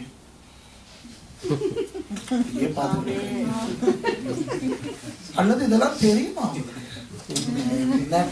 அது புதுசா இருந்தாலும் படிச்சு கொடுக்கணும் பார்த்தா நமக்கெல்லாம் சும்மா பீனட்ஸ், நமக்கெல்லாம் சும்மா சிம்பிளா இருக்கிற விஷயங்களா சொல்லுது. இதெல்லாம் நிச்சயமா உங்களுக்கு ஆவியானவர் வெளிப்படுத்திருக்க சான்ஸே இல்லை. ஏன் தெரியுமா? முக்கி முக்கி முடங்கி முடங்கி பயங்கரமா ஆராய்ச்சி பண்ணி கண்டுபிடிச்சிருக்காங்க இல்லையா? நகோமியின் கணவனாகிய எலிமெலேக், அந்த எலிமெலேக்கு ஒரு தம்பி, அவர் தான் சல்மோன். அந்த சல்மோனுக்கு மனைவியாக ராகாபை ஆண்டவர் கொடுத்து, ராகாபுக்கு உயிர் பிச்சையும் கொடுத்து, அவளுக்கு ஒரு வாழ்க்கையும் கொடுத்து, அவளை தாவீதின் மேசியாவின் வம்சத்திலே ஒரு தாயாக மாற்றினார். ஆமென். சரி, ராகாபினுடைய காதல் நடந்து பல நூற்றாண்டுகள் கழிகின்றன. இப்போ புதிய ஏற்பாடு வருகிறது. புதிய ஏற்பாட்டில் இயேசுவும் வந்து மரித்து உயிர் தெழுந்து அவரும் போய்விட்டார். இப்போ இயேசுக்கு சீஷனாய் இருந்த மத்தேயுவை கொண்டு ஆண்டவர் புதிய ஏற்பாட்டிலே இந்த வம்ச வரலாறை எழுதுகிறார். ஆவியானவர் அவனை ஏவுகிறார். சொல்லுகிறார், ஆபிரகாமின் குமாரனாகிய தாவீதின் குமாரனாகிய இயேசு கிறிஸ்துவின் வம்ச வரலாறு என்று எழுதுகிறார். ஆபிரகாம் ஈசாக்கை பெற்றான், எழுதுகிறார். ஈசாக்கு யாக்கோபை பெற்றான், எழுதுகிறார். யாக்கோபு யூதாவை பெற்றான், எழுதுகிறார். ஆனால் 5வது வசனத்துக்கு வரும் பொழுது சல்மோன் போவாசை ஆண்டவர் சொல்லுகிறார், வாவ், நான் ராகாபுக்கு செய்தது போதாது, அவளுக்கு இவ்வளவு ஆசீர்வதித்தாலும் போதாது. ஏன் தெரியுமா? அவள் இஸ்ரவேலை ஆசீர்வதித்தாள், ஆகவே இன்னும் அவளை நான் ஆசீர்வதிப்பேன் என்று சொல்லி ராகாவுடைய பெயரை போடு, சல்மோன் போவாசை ராகாவின் இடத்தில் பெற்றான் என்று போடு என்று சொல்லுகிறார் ஆண்டவர். பார்த்தீர்களா? இரண்டால் நம்முடைய ஆண்டவர் வாக்கு மாறாதவர் மாத்திரமல்ல, நன்றி உள்ள தேவன். நம்முடைய ஆண்டவர் அவருடைய இஸ்ரவேலை ஆசீர்வதிக்கிறவர்களை ஆசீர்வதிக்கிற தேவன். எவ்வளவு பெரிய ஆசீர்வாதத்தை இந்த ராகாவுக்கு கொடுத்தார் பார்த்தீர்களா? அடுத்தது ரூத். சபிக்கப்பட்ட மோவாபை சேர்ந்தவள். எலிமெலேக்கு ஆசையின் காரணமாக சும்மா பொய்க்கு ஒரு வழக்கமாய் வருகின்ற பஞ்சங்களில் ஒன்றை சாட்டாய் வைத்துக் கொண்டு மோவாப் தேசத்துக்கு போனவன். அங்கே போனவுடன் அவன் செத்தான். அவனுடைய மகன் மஹ்லோன் கட்டிய பெண் தான் இந்த சபிக்கப்பட்ட ரூத். கிளியோன் ஓர்பால் என்பவளை கட்டினான். மஹ்லோனையும் கிளியோனையும் 10 வருஷத்துக்கு பிறகு ஆண்டவர் அடித்து போட்டான். சரியா? ரூத் புத்தகத்துக்கு திருப்பி கொடுங்க. அடித்து போட்டான். இப்போ அந்த சபிக்கப்பட்ட அந்த ரூத்தும் ஓர்பாலும் மாத்திரமே அந்த இஸ்ரவேல் பெண்ணாகிய நகோமிக்கு இருக்கிறார்கள். நகோமி நல்லவர். அந்த நகோமி இப்பொழுது தீர்மானிக்கிறாள், நான் திரும்பி என் தேசத்துக்கு வரப்போகிறேன் என்று. அந்த ஓர்பாள் நகோமியை விட்டு போய்விடுகிறாள். ஆனால் ரூத் 16வது வசனத்தில் என்ன சொல்லுகிறார் என்று வாசிங்கள். 1:16 வாசிங்கள். அதற்கு ரூத், நான் உம்மை பின்பற்றாமல் உம்மை விட்டு திரும்பி போவதை குறித்து என்னோட பேச வேண்டாம், நீர் போகும் இடத்திற்கு நானும் வருவேன். நீர் போகும் இடத்துக்கு நான் வருவேன். ஒரு சபிக்கப்பட்ட ஒரு மோவாபிய பெண், சாபத்திலே பிறந்தவள், இஸ்ரவேல் பெண்மணி ஒருத்தி தனிமையாய் விடப்பட்டு தனியாய் பிரயாணமாய் போகிறாளே என்று என்ற நிலையில் இருக்கும் பொழுது சொல்லுகிறாள், நீ போகும் இடத்துக்கு நான் வருவேன். வாசிங்க. நீ தங்கும் இடத்திலே நானும் தங்குவேன், உம்முடைய ஜனம் என்னுடைய ஜனம், உம்முடைய தேவன் என்னுடைய தேவன். நீர் மரணமடையும் இடத்தில் நானும் மரணமடைந்து அங்கே அடக்கம் பண்ணப்படுவேன். மரணமே அல்லாமல் வேறொன்றும் உம்மை விட்டு என்னை பிரித்தால் கர்த்தர் அதற்கு சரியாகவும் அதற்கு அதிகமாகவும் எனக்கு செய்ய கடவர் என்றார். அப்போ ரூத் இந்த ஒரு இஸ்ரவேல் பெண்ணாகிய விதவையாக அனாதையாக எல்லாவற்றையும் இழந்து போய் அந்நிய தேசத்திலே அகதியாய் இப்பொழுது நிற்கும் அந்த நகோமியை ஆசீர்வதிக்கிறாள். அவளிடத்திலே ரூத்தினிடத்திலே பணம் இல்லை ஆசீர்வதிக்க, ரூத்தினிடத்திலே பொருள் பண்டங்கள் எதுவுமே இல்லை ஆசீர்வதிக்க. ரூத்தினிடத்திலே இருக்கிறது என்ன தெரியுமா? தான் மாத்திரம் தான். ஆகவே தன்னிடத்துல இருக்கின்ற அந்த தன்னை நகோமி என்கின்ற இஸ்ரவேல் பெண்ணுக்கு ஆசீர்வாதமாய் கொடுத்து சொல்லுகிறாள், நான் உன்னை தனியே இருக்க விட போவதில்லை, நான் உன்னோடு வருவேன், நீ போகும் இடமெல்லாம் வருவேன், சாகும் வரை உன்னோடே நான் இருப்பேன் என்று அந்த ரூத் சொன்னது நகோமிக்கு ஆசீர்வாதமாக இருந்தது. ஒரு இஸ்ரவேல் பெண்ணை இந்த மோவாபிய சபிக்கப்பட்ட பெண் ஆசீர்வதித்ததை தேவன் பார்த்து மறுபடி அவருக்கு ஆதியாகமம் 12:3 ஞாபகத்துக்கு வந்தது. உன்னை ஆசீர்வதிக்கிறவர்களை ஆசீர்வதிப்பேன். ரூத்தை ஆசீர்வதிக்க நினைத்தார். ரூத்துக்கு கொடுத்த முதலாவது ஆசீர்வாதம் பாதுகாப்பு எனும் ஆசீர்வாதம். ஏனென்றால் அவள் ஒரு அழகி. அதனால்தான் மகளோடு அவளை திருமணம் செய்தான். அவள் இஸ்ரவேலுக்குள்ளே வந்தால் அவளுடைய கற்புக்கும் உயிருக்கும் ஆபத்து. ஆனால் கர்த்தர் அவளை பாதுகாத்தார். இரண்டாவது, ஆண்டவர் அவளுக்கு ஒரு அடையாளத்தை கொடுத்தார். இஸ்ரவேலுக்குள்ளே அவள் வந்து நகோமியின் வீட்டிலே நகோமியோடு அவள் தங்கி, நகோமிக்காக அவள் இந்த வயல்களுக்கெல்லாம் சென்ற தானியங்களை கொண்டு வரும் பொழுது மற்றவர்களால் எந்த விதமான ஒரு துரட்சியும் வராதபடிக்கு அவள் நகோமியின் மருமகள் என்ற அந்த அடையாளத்தை ஆண்டவர் மக்களுடைய இருதயத்துக்குள்ளே போட்டார். கடைசியில் ஆண்டவர் பார்த்தார், இவளுக்கும் நான் வாழ்க்கை கொடுக்க வேண்டும். இவள் என் ஜனத்தை, என் நகோமியை ஆசீர்வதித்தபடினால் இவளுக்கு நான் வாழ்க்கை கொடுப்பேன் என்று சொல்லி, அவள் விதவையாயிருந்தாலும் ஒரு சபிக்கப்பட்ட பெண்ணாயிருந்தாலும் அவளுக்கும் அந்த ராகாபுக்கு போலவே ஒரு கணவனை கொடுத்து ஒரு வாழ்க்கையை கொடுத்தார். அதுவும் சும்மா ஒரு கணவனையா கொடுத்தார். போவாஸ் என்று சொல்லுகின்ற இந்த நகோமியின் கணவனாகிய எலிமெலேக்கின் சகோதரனின் மகனையே ஆண்டவர் கொடுக்கிறார். ஏற்கனவே எலிமெலேக்கு ஒரு பணக்காரன். அவன் பேருக்கும் மகோன் பேருக்கும் கிலியோன் பேருக்கும் காணி இருந்தது. எலிமெலேக்கின் சகோதரன் சல்மோனுக்கும் காணி இருந்தது. ஆகவே போவாஸ் ஏற்கனவே ஒரு காணிக்காரன். ஆகவே அந்த காணிக்காரனை இந்த ரூத்தை திருமணம் செய்ய வைத்து பெத்லஹேமிலே ஒரு பெரிய ஐஸ்வர்யமான ஒரு பெண்ணாக ரூத்தை ஆண்டவர் ஆசீர்வதித்தார். ஆமென். ரூத்துக்கு ஒரு மகனை கொடுத்தார். ஓபேத் ஒரு பெரிய ஐஸ்வர்யமானாக போவாசின் மகனானான்.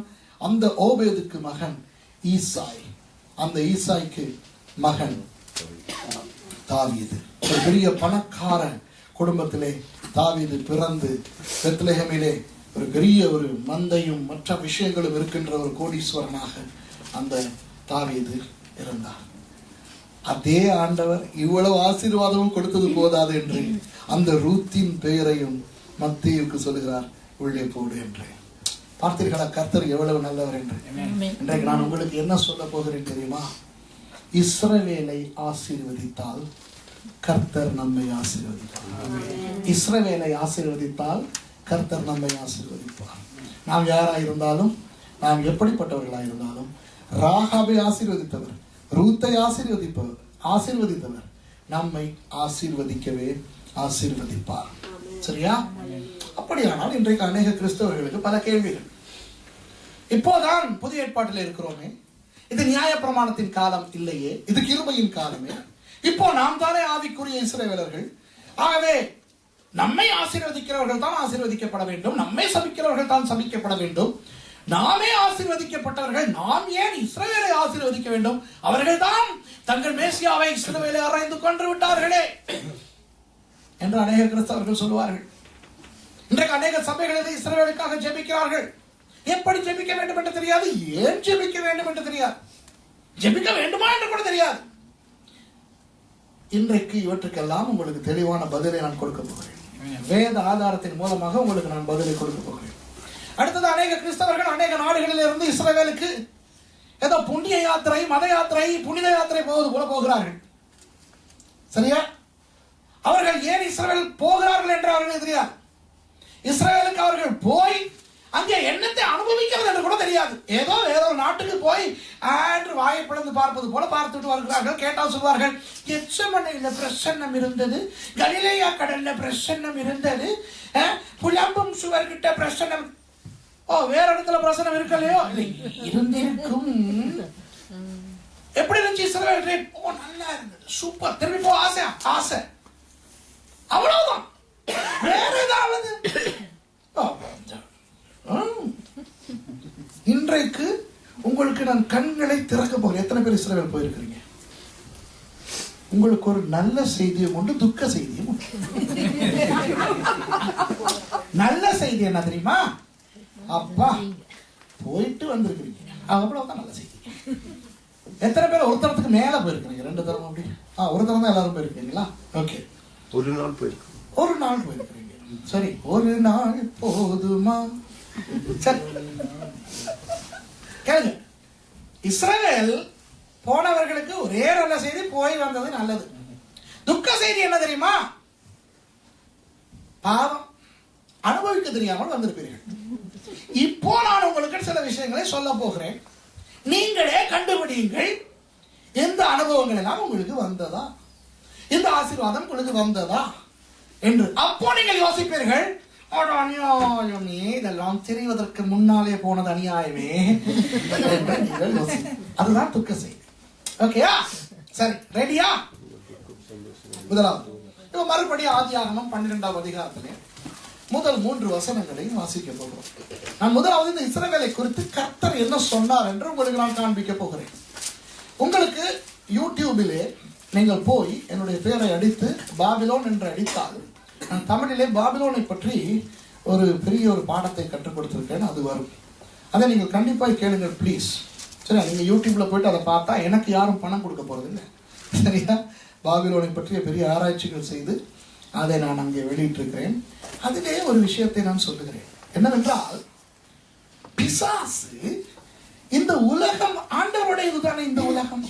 ஆனால் இந்த ஆண்டவருடைய உலகத்திலே பிசாசு தனக்கென ஒரு மையத்தை, ஒரு காரியாலயத்தை, ஒரு நாட்டை தெரிந்தெடுத்தான். அதுதான் பாபிலோன். பிசாசின் தலைநகரம் தான் பாபிலோன். அந்த பாபிலோனிலே இருந்து அவன் முதல் அரசனாகிய கில்காமேஷை ஏற்படுத்தினான். அவன் பேர் தான் வேதத்திலே நிம்ரோத் என்று இருக்கிறது. பாபிலோனிலே தான் முதல் மதம் தோன்றியது. பாபிலோனிலே தான் முதல் அரசியல் தோன்றியது. பாபிலோனிலே தான் முதல் பொருளாதாரம் தோன்றியது. ஆகவே அன்றிலிருந்து இன்று வரை இயேசு மறுபடி வந்து சாத்தானை கட்டி போடும் வரை 1000 வருஷங்களுக்கு இந்த உலகத்திலே பொருளாதாரம், மதம், அரசியல் என்ற இந்த 3 துறைகளையும் பிசாசு கட்டுப்படுத்த தெரிவு செய்த அந்த நகரம் பாபிலோன். ஆஃப்டர் ஆல், ஆண்டவரிடத்தில் இருந்து விழுந்த ஒரு தூதனே ஆண்டவர் சிருஷ்டித்த உலகத்தில் அவனுக்கென ஒரு காரியாலயத்தை அமைத்துக் கொண்டான் என்றால், கர்த்தருக்கு ஒரு காரியாலயம் இருக்கக்கூடாதா? கர்த்தருக்கென ஒரு நாடு இருக்கக்கூடாதா? ஆண்டவரும் ஒரு நாட்டை தெரிவு செய்தார். அதுதான் இஸ்ரவேல் நாடு. புவியியல் ரீதியாக இந்த உலகத்தின் மையத்தை தெரிவு செய்தார். பிறகு சொல்லுகிறேன் ஏனென்று. நீங்கள் இந்த கிரீன்விச் கோடு அதெல்லாத்தையும், பூமத்திய ரேகை இதெல்லாத்தையும் மறந்து விடுங்கள். உலகத்திலே ஒழுங்காக சரி நடுவாக வடக்கிலிருந்து தெற்காக ஒரு கோட்டையும், கிழக்கிலிருந்து மேற்காக ஒரு கோட்டையும் கீறினால் அது சந்திக்கின்ற அந்த மையம் எந்த இடத்திலே வரும் தெரியுமா? வேதத்திலே பெத்தேல் என்று சொல்லுகின்ற அந்த லூஸ் என்ற இடத்துக்கு வரும். அந்த பெத்தேல் இஸ்ரவேலிலே எங்கே இருக்கிறது தெரியுமா? இஸ்ரவேலிலே சரியாக நீங்கள் ஒரு கோடை போட்டால் சரியான நடுவிலே வரும். சரியா? அந்த பெத்தேல் கொஞ்சம் மேடான இடம், அது மேலான மலை. அந்த பெத்தேலுக்கு பக்கத்தில் இருக்கின்ற பள்ளத்தாக்குக்கு என்ன பெயர் தெரியுமா? சீகேம், ஷெகேம். சரியா? இப்போ இஸ்ரவேல்ல ஷெம் என்று சொல்லுவார். அந்த ஷெம் என்று சொல்லுகின்ற சீகேமுக்கு ஆபிரகாம் வந்தபோது அந்த இடத்துல வைத்து ஆண்டவர் சொல்லுகிறார், உனக்கும் உன் சந்ததிக்கும் நான் கொடுக்க போகின்ற தேசம் இதுதான் என்று. ஆபிரகாமை தெரிவு செய்ய முன்பதாகவே ஆண்டவர் தனக்கான தேசத்தை தெரிவு செய்துவிட்டார். புரியுதா? ஆண்டவர் முதலாவது ஆபிரகாமை தெரிந்து கொள்ளவில்லை, முதலாவது தேசத்தை தெரிந்து கொண்டார். சரியா? இப்போ அந்த தேசத்துக்கு ஆண்டவர் தெரிவு செய்கிறவனை கொண்டு வர வேண்டும். ஆண்டவர் எவனை, எங்கே இருக்கிறவனை தெரிவு செய்தார்? பாபிலோனில் இருக்கிறார். ஏன் தெரியுமா? நம்முடைய ஆண்டவர் ஒரு வீராதி வீரன், சூராதி சூரன். ஆமென். இதுக்காவது ஆமென் சொல்லுங்க ப்ளீஸ். நம்முடைய ஆண்டவர் சும்மா சண்டை பிடிப்பவர் அல்ல. ஒரு சரியான சரிக்கு சமனாகத்தான் சண்டை பிடிக்க விரும்புவார். எதிரி தன்னுடைய நிலைக்கு வர முடியாது என்பது அவருக்கு தெரியும். அவர் எதிரியின் நிலைக்கு இறங்கி போய் சண்டை பிடித்து வெற்றி கொள்வார். இதுதான் நம்முடைய ஆண்டவர். புரியுதா? அப்போ ஆண்டவர் பார்த்தார், சாத்தானே சாத்தானே, நீ நான் படைத்த உலகத்திலே தலைநகரத்தை தெரிவு செய்து கொண்டாய், அதுதான் பாபிலோன். அங்கே உன்னுடைய ஜனங்களை வைத்திருக்கிறாய். இரடா பொறடா உன்னுடைய பாபிலோனுக்குள்ளே நான் விரலை விட்டு அங்கே இருக்கின்ற ஒரு விக்கிரக ஆராதனைக்காரனை வெளியெடுத்து அவனை நான் தெரிவு செய்த தேசத்துக்கு கொண்டு வந்து அங்கே அவன் மூலம் ஒரு ஜாதியை உருவாக்கி உன் கண்ணுக்குள் விரலை விட்டு ஆட்ட போகிறேனடா. இவ்வளவு கத்தக்கூடாது, மெதுவா தான் கஷ்டம். ஓவரா கத்தாதீங்க, ரொம்ப எக்ஸைட்டடா இருக்கு.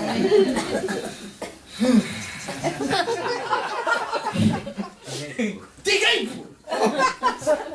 எனக்கு பருப்பு செருப்பு எல்லாம் தெரியும், இது திகைப்பு. ஏதோ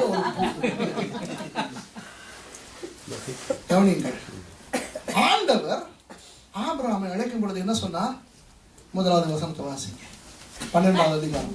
கர்த்தர் ஆபிரகாமை நோக்கி, நீ உன் தேசத்தையும் உன் இனத்தையும் உன் தகப்பனுடைய வீட்டையும் விட்டு புறப்பட்டு நான் உனக்கு காண்பிக்கும் தேசத்துக்கு போ. உண்மையாக ஆண்டவர் தன்னுடைய தேசத்தை முதலாவதாக தெரிவு செய்து கொண்டபடியினால் அவர் அந்த தேசத்தை அழகாக வளமாக வைத்திருக்கிறார். பிறகு இதெல்லாம் உங்களுக்கு நான் சொல்லிக் கொடுக்க போகிறேன்.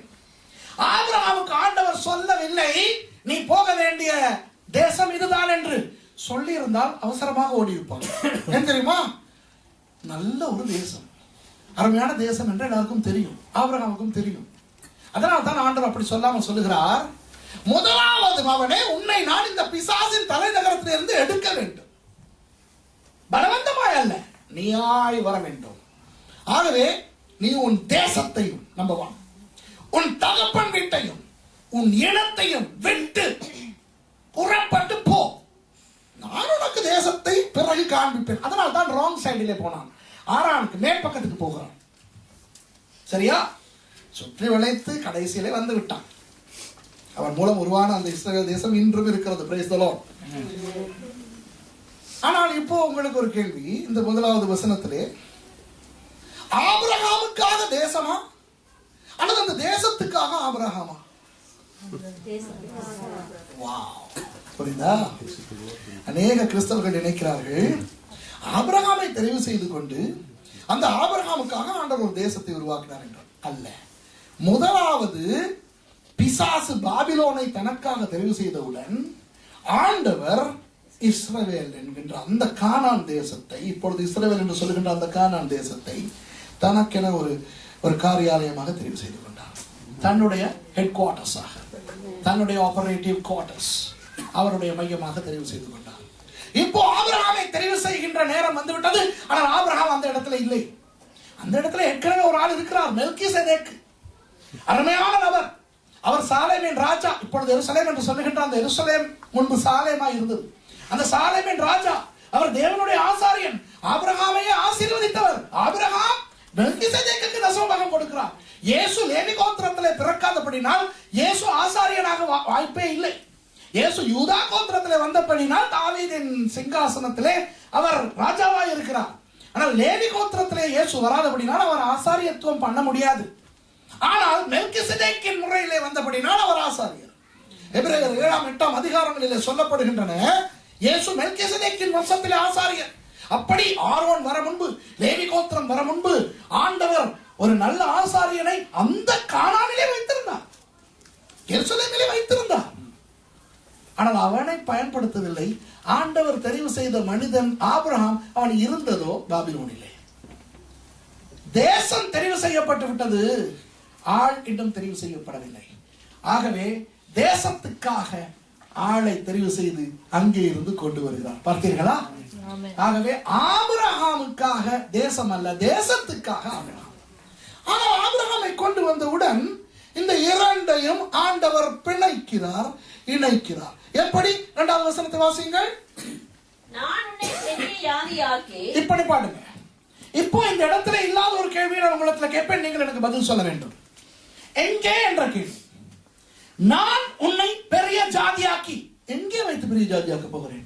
பாபிலோனிலா, ஆரானிலா, எகிப்திலா, நெகேவிலா அல்லது இஸ்ரவேலிலா? எங்கே வைத்து அவனுக்கு மகன் பிறந்தான்? எங்கே வைத்து அந்த வம்சங்கள் வளர்ந்தன? இஸ்ரவேல். புரியுதா? நான் உன்னை பெரிய ஜாதியாக்கி. எங்கே? இஸ்ரவேல். வாசிங்க. நான் உன்னை பெரிய ஜாதியாக்கி உன்னை ஆசீர்வதித்து உன்னை ஆசீர்வதிப்பேன். எங்கே ஆசீர்வதிப்பேன்? இஸ்ரவேலிலே. தொடர்ந்து வாசிங்க. உன் பேரை பெருமைப்படுத்துவேன். உன் பேரை நான் பெருமைப்படுத்துவேன். எங்கே? இஸ்ரவேலிலே. நீ ஆசீர்வாதமாய் இருப்பாய். நீ ஆசீர்வாதமாய் இருப்பாய். எங்கே? இஸ்ரவேலிலே. நான் ஒன்றை உங்களுக்கு சொல்லுகிறேன். இஸ்ரவேல் ஜனங்கள் இன்றைக்கு உலகத்திலே ஆசீர்வாதமாய் இருக்கிறார்கள் என்பது உண்மை, மறக்க முடியாது. ஆனால் இஸ்ரவேலன் இஸ்ரவேலுக்குள்ளே இருக்கும் பொழுதுதான் நிறைவான ஆசீர்வாதம் அவனுக்கு. சரியா? வாசிங்க. உன்னை ஆசீர்வதிக்கிறவர்களை ஆசீர்வதிப்பேன். உன்னை ஆசீர்வதிக்கிறவர்களை ஆசீர்வதிப்பேன். உன்னை சபிக்கிறவனை சபிப்பேன். பூமியில் உள்ள வம்சங்கள் எல்லாம் உனக்குள் ஆசீர்வதிக்கப்படும் என்றார். பூமியில் உள்ள வம்சங்கள் எல்லாம் உனக்குள் ஆசீர்வதிக்கப்படும். கிறிஸ்தவர்கள் இந்த வசனத்தை எப்படி புரிந்து கொள்கிறார்கள் தெரியுமா? ஆபிரகாமின் வம்சத்திலே இயேசு வந்தார். இயேசு மூலமாக எல்லாருக்கும் ரட்சிப்பு வந்ததை இந்த வசனம் காட்டுகிறது என்று. உண்மை, உண்மை. இஸ்ரவேலர் தான் இயேசு, ஆபிரகாமின் வம்சத்தார் தான் இயேசு. மத்தேயு 1:1 சொல்லுகிறது ஆபிரகாமின் குமாரன் இயேசு, ஆபிரகாமின் குமாரனாகிய தாவீதின் குமாரனாகிய இயேசு. ஆகவே ஆபிரகாம் மூலமாக பூமியின் வம்சங்களுக்கு எல்லாம் ரட்சிப்பு வந்தது இயேசுவின் மூலமாய். அது மட்டுமல்ல அன்பானவர்களே, அது மட்டுமல்ல. ஆசீர்வாதம் என்கின்ற அந்த சொல் எபிரேய மொழியிலே ஆஷேர், கிரேக்க மொழியிலே மக்காரியோஸ். அர்த்தம் என்ன தெரியுமா? சந்தோஷம். ஆசீர்வாதம் என்றால் என்ன? சந்தோஷம். அதனால் தான் நான் சொல்வேன், பணம் ஆசீர்வாதம் அல்ல என்றால், பணம் இருந்தால் சந்தோஷம் இல்லை, பயம் தான் இருக்கும். சந்தோஷம் அல்ல, சொத்து வந்தால் பிரச்சனை தான் வரும். சரியா? ஆசீர்வாதம் என்பது ஒரு மனிதனுக்கு சந்தோஷம் வருகின்றது தான் ஆசீர்வாதம். கர்த்தர் சொன்னார் ஆபிரகாமுக்கு, உன் மூலம், இந்த இஸ்ரவேல் ஜனங்கள் மூலம் பூமியின் வம்சங்கள் எல்லாம் ஆசீர்வாதமாய் சந்தோஷமாய் இருக்கும். உங்களுக்கு தெரியுமா, இன்றைக்கு ஜனங்கள் குட்டி குட்டி பெரிய பெரிய சந்தோஷங்களை அனுபவிக்கிறார்களே, அதுக்கு காரணமே இஸ்ரவேலர்கள். சரியா? புவியீர்ப்பு விசையை கண்டுபிடித்தார் சர் ஐசக் நியூட்டன், ஒரு இஸ்ரவேலர். ஆப்பிள் பழங்கள் ஏதேன் தோட்டத்திலும் விழுந்தனதான். ஏதேன் தோட்டத்திலே விழுந்த ஆப்பிள் மேலே விழவில்லை, அதுவும் கீழே தான் விழுந்தது. ஆனால் ஐசக் நியூட்டன், சரியா, அவர் இந்த ஆப்பிள் பழம் விழுகிறதை பார்த்து புவியீர்ப்பு விசையை கண்டுபிடித்தார். எவ்வளவோ ஆசீர்வாதம் உலகத்துக்கு வந்தது. அப்படிதானே? அலெக்சாண்டர் கிராம் பெல், ஒரு இஸ்ரவேலர், தொலைபேசியை கண்டுபிடித்தார். இன்றைக்கு SMS அனுப்பி கொண்டிருக்கிறீர்கள். இன்றைக்கு அவர் இருந்திருந்தால் இன்று இருக்கின்ற சாம்சங் கேலக்ஸி S3, ஐபோன் 5 இதெல்லாம் அவருக்கு பயன்படுத்த தெரியாது. ஆனால் அவர் கண்டுபிடித்த தொலைபேசியின் அடிப்படையிலே தான் இந்த தொழில்நுட்பம் வந்தது. இஸ்ரவேலர் மூலமாக இன்றைக்கு உங்களுக்கும், இஸ்ரவேலை நம்பாத, தேவனை நம்பாத அந்நியர்களும் தொலைபேசி பயன்படுத்துகிறார்கள். பென்சிலின் கண்டுபிடித்தவர் இஸ்ரவேலர், தொலைக்காட்சியை கண்டுபிடித்தவர் இஸ்ரவேலர், ரயிலை கண்டுபிடித்தவர் இஸ்ரவேலர், தாமஸ் அல்வா எடிசன் யூதன். சரியா? அணுகுண்டை கண்டுபிடித்தவர் கூட ஒரு யூதன் தான். இன்றைக்கு அநேகர் சொல்வார், அமெரிக்கா செய்தது மகா பெரிய ஒரு கொடுமை. ஆகஸ்ட் 4 1945 அமெரிக்காவின் ஹிரோஷிமா நகரத்தில் இரவு 8:15 ஜப்பானிய ஹிரோஷிமா நகரத்தில் இரவு 8:15 லிட்டில் பாய் என்று பெயரிடப்பட்ட அந்த அணுகுண்டு பொழியப்பட்டது. 80,000 பேருக்கும் 1,20,000 பேருக்கும் இடையிலே இறந்தார்கள். சரியா? அடுத்து நாகசாக்கியிலே ஃபேட்மேன் என்று சொல்லுகின்ற அணுகுண்டு விழுந்தது. சரியா? இந்த அணுகுண்டுகளை கண்டுபிடித்தது யார் தெரியுமா? ஒரு யூதன், இஸ்ரவேலர். அப்போ சில பேர் யோசிப்பார்கள், அவ்வளவு பெரிய அழிவுக்கு காரணமாக இருந்தவன் யூதனா? உங்களுக்கு தெரியுமா, 1939 செயின்ட் லூயிஸ் என்று சொல்லுகின்ற ஒரு ஜெர்மன் கப்பல் 937 பேரோடு யூத அகதிகளோடு போனது. அமெரிக்காவும் அதை ஏற்றுக்கொள்ள மாட்டேன் என்றது.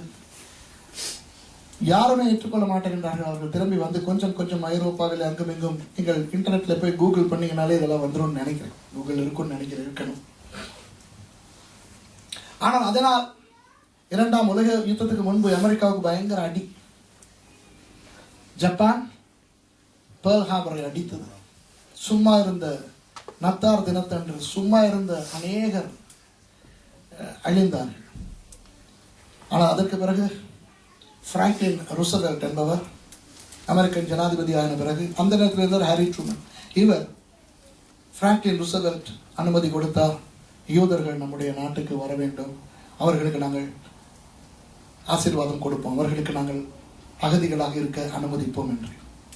கர்த்தருடைய ஆசீர்வாதம் அமெரிக்காவை வந்து சேர்ந்தது. அப்படி வந்தவர்களில் ஒருவர் தான் அந்த அணுகுண்டை கண்டுபிடித்து கொடுத்தவர். அந்த அணுகுண்டினால் வந்த நன்மை உங்களுக்கு சொல்லட்டுமா? அந்த லிட்டில் பாயும் ஃபெட்மேனும் இருந்திருக்காவிட்டால் இன்றைக்கு இந்த little girls, big boys, small boys யாருமே இருக்க மாட்டோம். என்ன பாஸ்டர் நீங்க சொல்றீங்க? சரித்திரம் சொல்றேன், சொல்லட்டுமா? ஜப்பானியர்கள், ஜப்பான் எம்பரரும் ஹிட்லரும் இத்தாலியின் முசோலினியும் ஒரு ஒப்பந்தத்தை ஏற்படுத்திக் கொண்டார்கள். ஹிட்லருடைய தலைமைத்துவத்திலே முழு ஐரோப்பாவையும் ஹிட்லர் கட்டுப்படுத்துவாராம், முழு ஆசிய பிராந்தியத்தையும் ஜப்பான் கட்டுப்படுத்துமா. அவர்கள் முழுக்க ஆசியாவை கைப்பற்ற வேண்டும், இவர்கள் முழுக்க ஐரோப்பாவை கட்டுப்படுத்த வேண்டும். சரியா? ஜப்பான் எப்படி கட்டுப்படுத்தி அவர்களுடைய அந்த யுத்த நுட்பம் என்றால், அவர்கள் சீனாவிலே ஷாங்காயை பிடித்தார்கள், சில பிரதேசங்களை பிடித்தார்கள், கொரியாவை பிடித்தார்கள், பிலிப்பீன்ஸை பிடித்தார்கள், பர்மாவை பிடித்தார்கள், இலங்கையை பிடிக்க பார்த்து கொழும்பிலும் திருகோணமலையிலும் குண்டுகள் கொஞ்சம் விழுந்தன, இந்தியாவை பிடிக்க பார்த்தார்கள். அவர்கள் பிடித்த இடங்களில் எல்லாம் என்ன செய்தார்கள் தெரியுமா? லோக்கல்ஸ், அந்த நாட்டு ஜனங்களை கொன்று குவித்தார்கள். ஜப்பானியர்கள் தான் வாழ வேண்டும் என்று சொல்லி அந்த அவர்கள் கைப்பற்றிய நாடுகளின் ஜனங்கள் முடிந்த அளவு தங்களுக்கு வேலை செய்து கொடுத்துவிட்டு கடைசியிலே கொல்லப்பட வேண்டும். இதுதான் ஜப்பானியர்களுடைய சூட்சுமம். இது அநேகருக்கு தெரியாது. இரண்டாம் உலக யுத்தத்தில் என்ன நடந்தது என்று நிறைய பேருக்கு தெரியாது. இன்றைக்கும் ஹிட்லர் பாவம் என்று சொல்லுகிறவர்களும் உண்டு. சரியா? இப்படி ஜப்பானியர்கள் தலைகால் புரியாமல் ஆடத் தொடங்கி அவர்கள் ஜனங்களை கொன்று குவித்தார்கள். அவர்களுடைய திட்டம் என்ன தெரியுமா? இந்தியாவையும் கைப்பற்றி இந்தியர்களையும் பயன்படுத்திவிட்டு அழிப்பது, இலங்கையை பிடித்து அவர்களையும் பயன்படுத்தி அழிப்பது. அந்த ஜப்பானியர்கள் பயங்கர யுத்த வீரர்களாக செயல்பட்டார்கள். அவர்கள் தான் முதல் கமகாசி என்று சொல்லுகின்ற அந்த தற்கொலை விமான படையை உண்டாக்கியவர்கள். சரியா?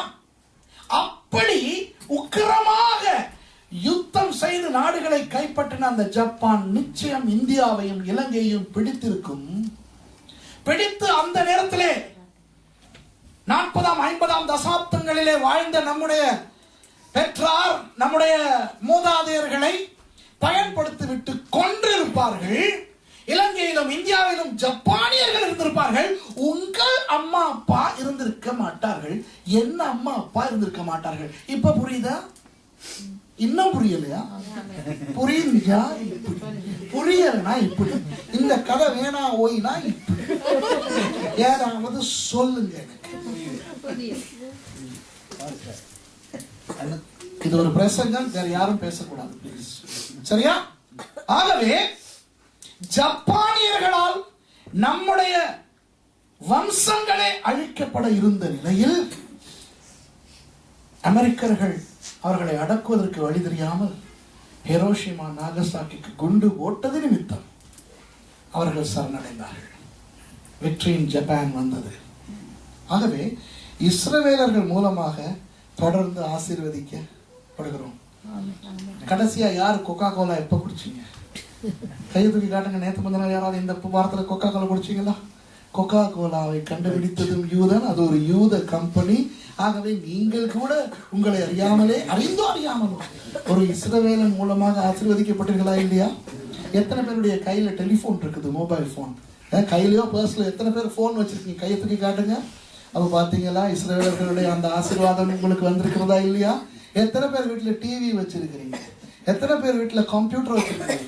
எத்தனை பேர் மருந்து கொடுக்குறீங்க? டாக்டர் தேவநாதன் டாக்டராகி இருக்கவே முடியாது, பென்சில் இருந்திருக்காரு. எதை வச்சு மருந்து கொடுப்பாங்க? ஆன்டிபயோட்டிக்ஸ் இருந்திருக்காரு. சரியா? புரிகிறதா? ஆகவே இது நான் கொஞ்சம் விஷயத்தை தான் உங்களுக்கு சொல்லுகிறேன், கொஞ்சம் விஷயங்களை தான். இலங்கை சமீபத்தில் ஒரு பெரிய ஒரு யுத்தத்திலே அவர்கள் வென்றார்கள். இலங்கை அரசாங்கம் வென்றது. இலங்கை அரசாங்கம் 1971 இந்த எண்ணெய் வைத்திருக்கின்ற மத்திய கிழக்கு நாடுகளினுடைய பேச்சை கேட்டு அவர்களிடத்தில் நல்ல பேர் இருக்க வேண்டும் என்று சொல்லி இலங்கையில இருந்த இஸ்ரவேல் தூதரகத்தை அவர்கள் அனுப்பினார்கள். அது இந்தியாவுக்கு கொண்டு போகப்பட்டது. அடுத்த நாளே ஷே குவாரா கலவரம் இலங்கையிலே வெடித்தது.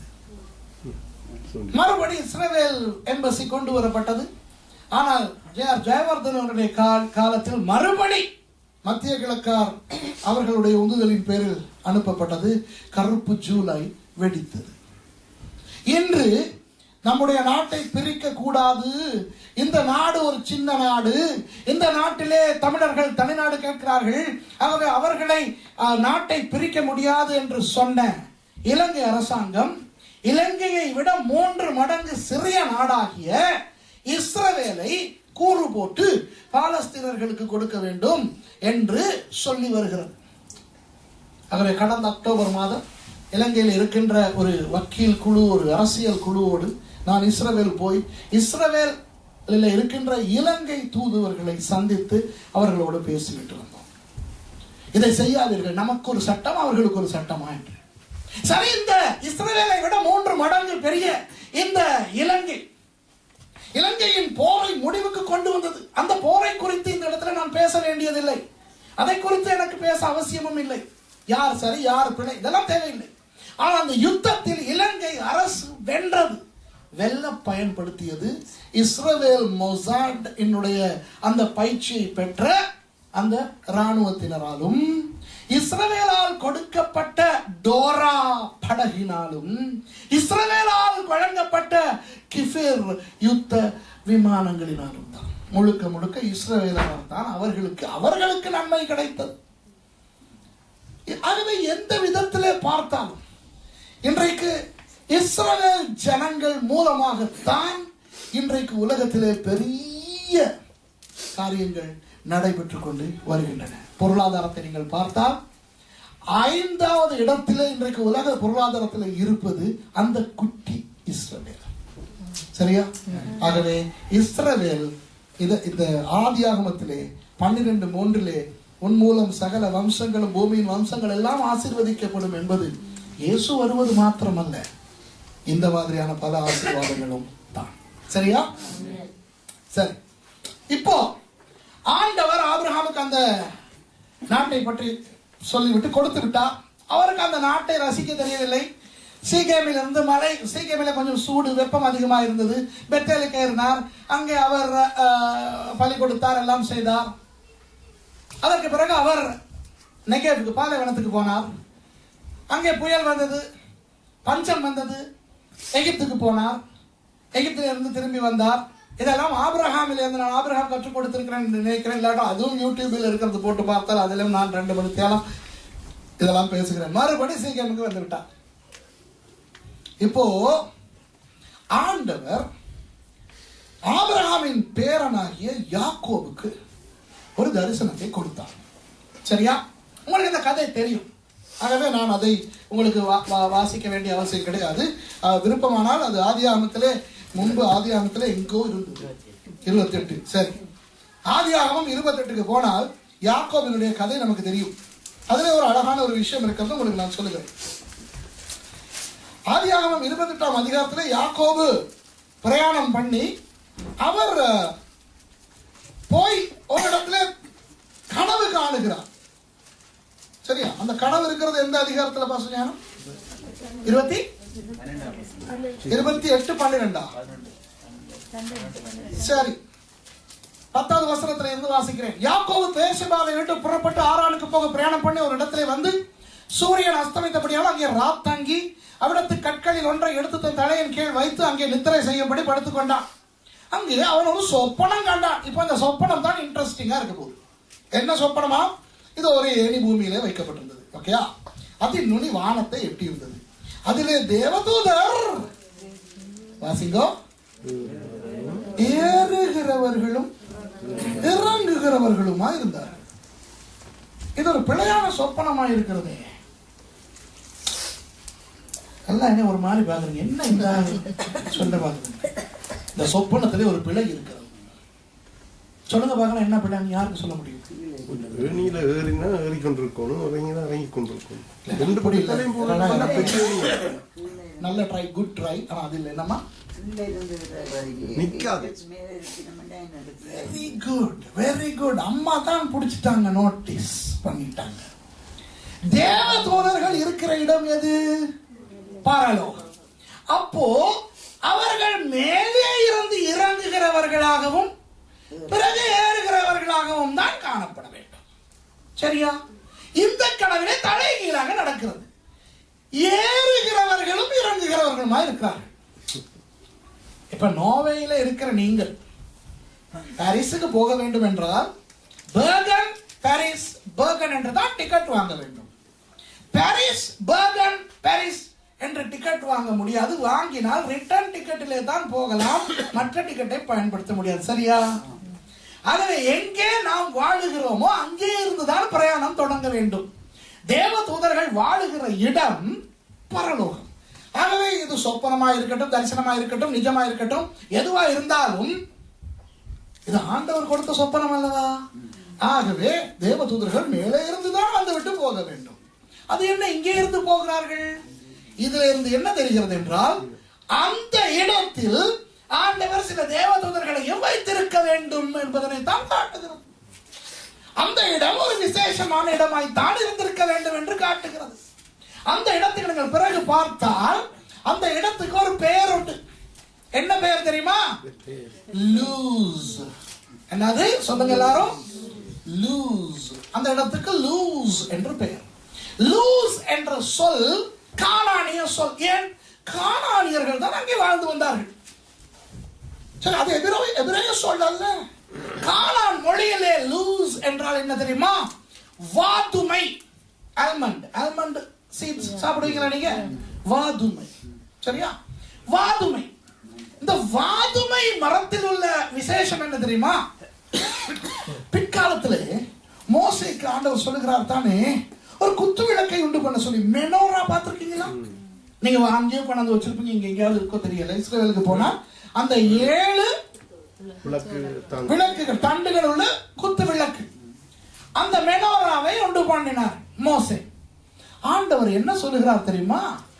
வாதுமை, வாதுமை பூ வடிவிலே நீ அந்த மெனோராவை உண்டு பண்ண வேண்டும். வாவ்! அந்த மெனோரா எந்த வடிவத்தில் இருக்கிறது? வாதுமை பூ, ஆல்மண்ட் ஃபிளவர். சரியா? வாதுமை பூ. உங்களுக்கு அந்த வசனம் வேண்டுமானால் கூட நான் காட்டலாம். சரியா? வாதுமை பூ பார்த்திருக்கீங்களா நீங்க? யாத்ராகம புத்தகத்திலே ஆண்டவர் தெளிவாக சொல்ல, நான் அதை ஆயத்தமாய் அதை சொல்ல வேண்டும் என்ற அந்த ஆயத்தத்தில் இருக்கவில்லை.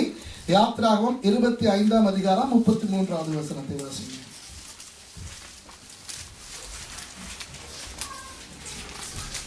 யாத்ராகமம் 25. ஒவ்வொரு கிளையிலே வாதுமை கொட்டைக்கு ஒப்பான 3 மொக்குகளும் ஒரு பழமும் ஒரு பூவும் இருப்பதாக. பார்த்தீர்களா? நீங்க பிறகு வாசித்து பார்த்தால் உங்களுக்கு தெரியும். இந்த வாதுமையை தான் பார்க்க. ஏனென்றால் வாதுமை என்றால் அதற்கு பெயர் கானானிய மொழியிலே, எபிரேய மொழியிலே ஷொகேத். சரி, ஷொகேத். ஷொகேத் என்றால் என்ன அர்த்தம் தெரியுமா? வாட்ச், பார்த்து கொள்ளுதல், கவனித்து பார்த்து. புரியுதா? அப்போ ஆண்டவர் ஷொகேத் என்ற அந்த இடத்துக்கு பெயர் வைத்ததே அந்த இடத்தை ஆண்டவர் பார்க்கிறார். அந்த இடம் ஒரு விசேஷமான இடம். அது லூஸ் என்றால் வாதுமை, வாதுமை மரங்கள் நிறைய இருந்த அந்த இடம். சரியா? இப்போ இவர் அந்த இடத்திலே சொப்பனத்தை பார்த்த பிறகு அவர் எழும்பி அந்த இடத்துக்கு ஒரு பெயர் வைக்கிறார். என்ன பெயர்? பெத். பெத் என்றால் வீடு, எல் என்றால் ஆண்டவர், ஆண்டவருடைய வீடு, ஆண்டவருடைய வீடு என்று அந்த இடத்துக்கு பெயர் வைக்கிறார். அந்த இடம் பெத்தேல் என்ற இடத்துக்கு யாருமே டூரிஸ்ட் போவது கிடையாது. நீங்கள் போகவில்லை. நான் கேட்க மாட்டேன் போனீங்களான்னு. நான் போகலை. கடந்த அக்டோபர் மாதம் அந்த இடத்துல வைத்து இஸ்ரவேல் டூரிஸ்ட் மினிஸ்டரை அந்த இடத்துக்கு நாங்கள் அழைத்து கொண்டு போனோம். கொண்டு போய் அந்த இடத்தின் முக்கியத்துவத்தை அவர் ஒரு பெண் அவருக்கு விளங்கப்படுத்தி நாங்கள் சொன்னோம். இந்த பாதைகள் கொஞ்சம் மண் பாதையாய்த்தான் இருக்கிறது. அதனுடைய முக்கியத்துவத்தை எல்லாம் பேசிவிட்டு அவர்களுக்கு நாங்கள் சொன்னோம், தயவுசெய்து இந்த இடத்தை டூரிஸ்ட் வந்து போகக்கூடிய ஒரு இடமாக மாற்றுங்கள் என்று சொல்லி வந்தோம். ஆகவே நான் போகும் பொழுது அந்த இடத்துக்கு எனக்கு போக தெரியும், நான் போவேன். டூரிஸ்டுகளாய் போகிறவர்கள் இன்னும் போவதற்கு வழிகள் அமைத்து கொடுக்கப்படவில்லை. ஆசையா இருக்கா போறதுக்கு? இன்னொரு விஷயம் சொல்றேன், இன்னும் ஆசையா இருக்கும். அந்த இடத்துல யெரொபெயாம் கட்டிய அந்த ஆலயம் இருக்கிறது. சரியா? யெரொபெயாம் கட்டினானே ஒரு ஆலயம், அது இருக்கிறது. பெத்தேல் முக்கியமான இடம், யாக்கோபு படுத்திருந்த இடம். உங்களுக்கு தெரியுமா? இதை நீங்க கூகுளில் அடிச்சு பாருங்க. நீங்க கூகுளுக்கு போயிட்டு, சரியா, இன்டர்நெட்ல கூகுளில் போயிட்டு பெத்தேல் அப்படின்ட்டு யாஹ்வேன்னு அடிக்கணும். யாஹ்வே ஆண்டவருடைய நாமம் YHWH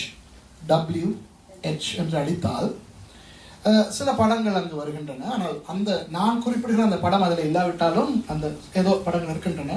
ஒரு அழகான நாசா படம். நாசா சேட்டலைட்ஸ் மூலமாக அவர்கள் எடுத்த படத்திலே இந்த பெத்தேல், அந்த லூஸ், அந்த மலை இருக்குதே, அந்த ஷொக்கெட் மலை, அந்த அந்த மலையிலே தெரியுமா, அந்த இப்படி போட்டோ எடுத்தா, மேல இருந்து போட்டோ எடுத்தா இப்படி கல்வெட்டு மாதிரி இருக்கும். சிலதுகள் வந்து எழுத்துக்கள் மாதிரி இருக்கும், சிலது உருவங்கள் மாதிரி இருக்கும். அந்த லூஸ், அந்த மலையிலே அந்த நாசா படம் எடுத்து பார்க்கும்போது அழகாக யாஹ்வே என்று எபிரேய மொழி எழுத்துக்கள் பொறிக்கப்பட்ட விதத்தில் அந்த மலையிலே அந்த கல்வெட்டு அமைந்து உள்ளது. இது பைபிள்ல இருந்து நான் சொல்லல, கனவு கண்டு சொல்லல, இது உண்மையாக நடந்த ஒன்று. அந்த நான் பார்த்த அந்த போட்டோ அந்த இஸ்ரவேல் மினிஸ்ட்ரியில் இருக்கிறது. அதனுடைய காப்பி கூட எனக்கு அவர்கள் தரவில்லை, அவர்கள் தர மாட்டார்கள். கூகுளில் போய் பார்த்தால் அதை ஒத்த சில படங்கள் இருக்கின்றன. அதை தயவு செய்து நீங்கள் விருப்பமானால் போய் பாருங்க, அது உண்மை. சரியா? இப்போ அது ஒரு தற்செயலாய் நடக்கக்கூடிய ஒரு விஷயம் அல்ல. யாஹ்வே என்ற அந்த 4 எழுத்துக்களும், சரியா, எபிரேய மொழி எழுத்துக்கள் அழகாக ஒரே அளவில், அந்த எழுதும் போது ஒரே அளவில் அழகாக எழுதுவது, சும்மா அந்த வேற வேற கோணல் ஷேப்ல கண்டுபிடிக்கிறது, அது அழகாக பொறிக்கப்பட்டு எழுதுவது போல இருக்கிறது. அது உண்மையாக ஆண்டவருடைய செயல் என்று நான் சொல்லுவேன். ஏனென்றால் உலகத்தில் மையம், ஆண்டவர் தெரிவு செய்த இடம், அங்கே யாக்கோபு கண்ட அந்த சொப்பனம் காட்டுகிறது. அந்த இடத்திலே ஆண்டவர் சில தேவதூதர்களை வைத்திருந்தார். ஏன் வைத்திருக்கிறார்? அது அவருடைய வீடு என்றபடியினால். அவன் பூமியிலே ஆண்டவருடைய வீடு அது. புரியுதா? பெத்தேல். ஹலோ, சரியா? ஆகவே அந்த இடத்திலே பெத்தேல் என்று பெயர் வைத்தார் யாக்கோபு. சரியா? இன்றைக்கு அந்த இடம் இருக்கிறது. அந்த இடத்துக்கு போனால் தேவனுடைய பிரசனம் பயங்கரமாக இருக்கும். என்றால் தேவனுடைய பிரசனம் இருக்கிற இடம். சரி, இப்போ அந்த நான் ஒரு உதாரணத்தை சொல்கிறேன். இன்றைக்கு சிலருக்கு, இப்போ எனக்கு இந்த நோவையை பற்றி அவ்வளோ தெரியாது. வெளியே போக முடியுதா? இந்த ஸ்னோலையும் இந்த குளிர்லையும் வெளியேவா போக முடியுது? இலங்கையில் உங்களுக்கு தெரியும், வீடுகளுக்கு வெளியே பெயர் பலகை போட்டிருக்கும். சரியா? யாருடைய வீடுகளுக்கு வெளியே போட்டிருக்கும்? வக்கீல், சரியா, டாக்டர், யாராவது பெரிய ஆள், அதாவது தேவநாதன் டாக்டர், இல்லையா? அப்படிதான் போடுவீங்க. யாராவது ராமலிங்கம் கூலிக்காரன் போட்டிருப்பாங்க. எங்க ஊர் பக்கத்துல தேயில கொழுந்து எடுக்கிறவங்க இருக்காங்க. காமாட்சி கொழுந்தெடுப்பவர் இருக்க. யாருடைய வீடுகளிலே பெயர் பலகை போடுவார்கள் தெரியுமா? பெரிய பெரிய ஆள்கள் வீடுகளிலே. அவர்களே போடும்போது பெரியவர்களுக்கெல்லாம் பெரியவர் இந்த பூமியிலே அவருக்கு ஒரு வீடை வைத்திருக்கிறார். அங்கே அவருடைய பெயரை போட மாட்டாரா? அவர் போட்டு வைத்திருக்கிறார் என்று நான் நினைக்கிறேன். அது இருக்கு, உண்மையா? அதான் எனக்கு புரியாத அர்த்தம். சரியா? அப்போ நான் என்ன சொல்ல வருகிறேன் என்றால், அந்த பெத்தேல், அந்த இஸ்ரவேல், அந்த தேசத்துக்கு ஆண்டவர் கொடுத்த அந்த தேவ பிரசன்னம், யாக்கோபு கண்ட அந்த சொப்பனத்தின் அந்த பிரசன்னம், அந்த பிரசன்னம் அந்த தேசத்தை விட்டு என்றைக்குமே போக முடியாது. அது ஒரு விசேஷமான தேசம் என்று நான் நினைக்கிறேன். ஏன் நினைக்கிறேன் தெரியுமா? வேதமே சொல்லுகிறது. திருப்புங்கள் உபாகமம் 11வது அதிகாரம். உபாகமம் 11வது அதிகாரம். இந்த தேசத்தின் முக்கியத்துவம் உங்களுக்கு நான் ஆச்சரியப்படத்தக்க சில விஷயங்களை இப்பொழுது சொல்ல போகிறேன். சரியா? நீங்கள் துக்கப்பட போகிறீர்கள், ஷாக்காக போகிறீர்கள், என்னோடு கோபித்துக் கொள்ள போகிறீர்கள். என்ன செய்தாலும் எழும்பி போய்விடாதீர்கள். உங்களுக்கு தான் நான் பேச வந்திருக்கிறேன். சரியா? திட்டிக் கொண்டாவது ஏசிக் கொண்டாவது இருந்து முழுக்க கேட்டு விட்டு போங்க. நான் பாவம். சரியா? உபாகமம் 11வது அதிகாரத்திலே இப்போ 10வது வசனத்தை வாசிக்க போகிறோம். மோசே மூலம் ஆண்டவர் அந்த ஜனங்களுக்கு சொல்லுகிறார். எகிப்திலே இருந்து புறப்படுகிற அந்த ஜனங்களுக்கு அவர் சொல்லுகிறார், நான் சொல்ல சொல்ல நீங்க நிறுத்தி விட்ட இடத்துல இருந்து வாசிக்கணும். ஓகேயா? சரியா? நான் சொன்னேன் நான் ஸ்டாப்னா நீங்க ஸ்டாப் ஆகிடணும். சரி, வாசிக்க 10வது வசனத்தை. நீ சுதந்திரிக்க போற தேசம் நீ விட்டு வந்த எகிப்து தேசத்தை போல் இராது. அங்கே நீ விதையை விதைத்து கீரை தோட்டத்திற்கு நீர் பாய்ச்சுகிறது போல உன் காலால் நீர் பாய்ச்சி வந்தாய். எகிப்து ரொம்ப செழுமையான தேசம் தான். உலகில் நீளமான நதியாகிய நைல் நதி அந்த தேசத்திலே தான் ஓடியது. அந்த நைல் நதி கரையிலே தான் நீங்கள் எல்லாம் வாழ்ந்தீர்கள் இஸ்ரவேலர்களே. ஆனால் ஞாபகம் இருக்கிறதா? அங்கே நீங்கள் விதைகளை விதைத்தீர்கள். அப்புறம் அந்த நைல் நதி தண்ணீரை கையால் அள்ளி கொண்டு போட முடியாது. ஆனால் எந்திரங்களை உபகரணங்களை பயன்படுத்தி காலால் அதிலே அமுக்கி நசித்து நீங்கள் கீரை தோட்டத்துக்கு தண்ணீர் போடுவது போல எல்லாம் போட்டீர்கள். ஞாபகம் இருக்கிறதா? இப்பொழுது நான் உங்களை என் தேசத்துக்கு கொண்டு போக போகிறேன், கானானுக்குள் கொண்டு போக போகிறேன். அந்த தேசம் எகிப்து தேசத்தை போல அல்ல. வாசிங்க. நீங்கள் சுதந்திரிக்க போகிற தேசமோ மலைகளும் பள்ளத்தாக்குகளும் உள்ள தேசம். அது வானத்தின் மழை தண்ணீரை குடிக்கும் தேசம். வானத்தின் மழை தண்ணீரை குடிக்கும் தேசம். என்ன சொல்லுகிறார் ஆண்டவர்? அந்த தேசத்துக்கு நீ நீர் பாய்ச்ச தேவையில்லை. அது என் தேசம், நான் நீர் பாய்ச்ச. உங்களுக்கு சில ரகசியங்களை சொல்லுகிறேன். புவியியல் படி, ஜியாலஜி படி உலகிலே எத்தனையோ மலைகள், எத்தனையோ தேசங்களிலே எத்தனையோ வித்தியாசமான விதங்களிலே அமைந்திருக்கின்றன. இஸ்ரவேலிலே இருக்கின்ற மலைகளிலே இருக்கின்ற ஒரு ஜியாலஜிக்கல் ஸ்பெஷாலிட்டி, ஒரு புவியியல் அம்சம் என்ன தெரியுமா? அந்த மழை பெய்யும் பொழுது அந்த மலைகளின் மேல் அந்த தண்ணீர் செங்குத்தாக நேராக இறங்காது. அந்த தண்ணீர், மலை உச்சியிலே விழுந்த தண்ணீர், அந்த ஈரப்பதம் முடிந்தவுடன் அப்படியே வந்து அடுத்த லேயர், அடுத்த படியிலே வந்து ஈரப்பதத்தை கொடுத்து அடுத்த படிக்கு போய் ஒரு 5 படிகளுக்கு அது போன பிறகுதான் அது தண்ணீர் இல்லாமல் போகும். அதற்குள் அடுத்த மழை வந்துவிடும். 2 மழை சீசன்கள் இருக்கின்றன, முன்மாறி பின்மாறி. வேதத்தில் வாசிச்சிருக்கீங்க தானே? முன்மாறி மழை பெய்து அந்த மேலே காய்ந்து, இரண்டாவது மேலே காய்ந்தா கீழே எல்லாம் காயாது, 2வது 3வது 4வது 5வது படிக்கு வந்த பிறகுதான் அது போகும். அது காயும் போது பின்மாறி மழை பெய்யும். பின்மாறி மழையும் அதே போல ஆகின பிறகுதான் முன்மாறி மழை பொழியும். இஸ்ரவேலின் எல்லா மலைகளிலும் எப்பொழுதுமே எந்த இடத்திலாவது ஈரப்பதம் இருக்கவே இருக்கும். ஆகவே இஸ்ரவேலர்கள் அதற்கேற்ற விதத்திலே விவசாயம் செய்ய கற்றுக்கொண்டார்கள். இன்று கூட இஸ்ரவேலின் விவசாய அமைப்பை நீங்கள் பார்த்தால் அந்த ஒவ்வொரு இடத்துக்கும் கூடுதலாய் தண்ணீர் தேவைப்படுகின்ற அந்த தாவரத்தை கீழேயும், குறைவாய் தண்ணீர் தேவைப்படுவதை மேலாகவும் அழகாக விவசாயம் செய்து இன்றைக்கு இஸ்ரவேல் அழகான சுபிட்சமான பச்சை பசேல் என்ற ஒரு தேசமாக இருக்கிறது. சரியா? நீங்கள் யோர்தான் நதிக்கு அப்புறத்தில் இருக்கின்ற ஜார்டன் நாட்டுக்குள்ளே போனால் அங்கே ஒவ்வொரு வீட்டுக்கு மேலேயும் தண்ணீர் டாங்கி இருக்கிறது. யாராவது ஜார்டன் போனீங்களா? அம்மான் போனீங்களா? ஜார்டன் போனா அது எனக்கு தெரியாது. ஆனா இங்க உங்களுக்கு தெரியுமா? சைப்ரஸ்லயா? சைப்ரஸ்ல இருக்கும். சைப்ரஸ் நான் போயிருக்கேன். ஆனா இங்க இருக்கிற எல்லா வீட்லயும் தண்ணி டேங்க் இருக்குதுதான், எல்லா நாட்டிலையும். யோர்தான்ல இருக்கிற தண்ணி டேங்கினுடைய விசேஷத்துவம் என்ன தெரியுமா? வாரத்துக்கு 2 நாட்கள் அல்ல, மணித்தியாலங்கள் தண்ணீர் திறப்பார்கள்.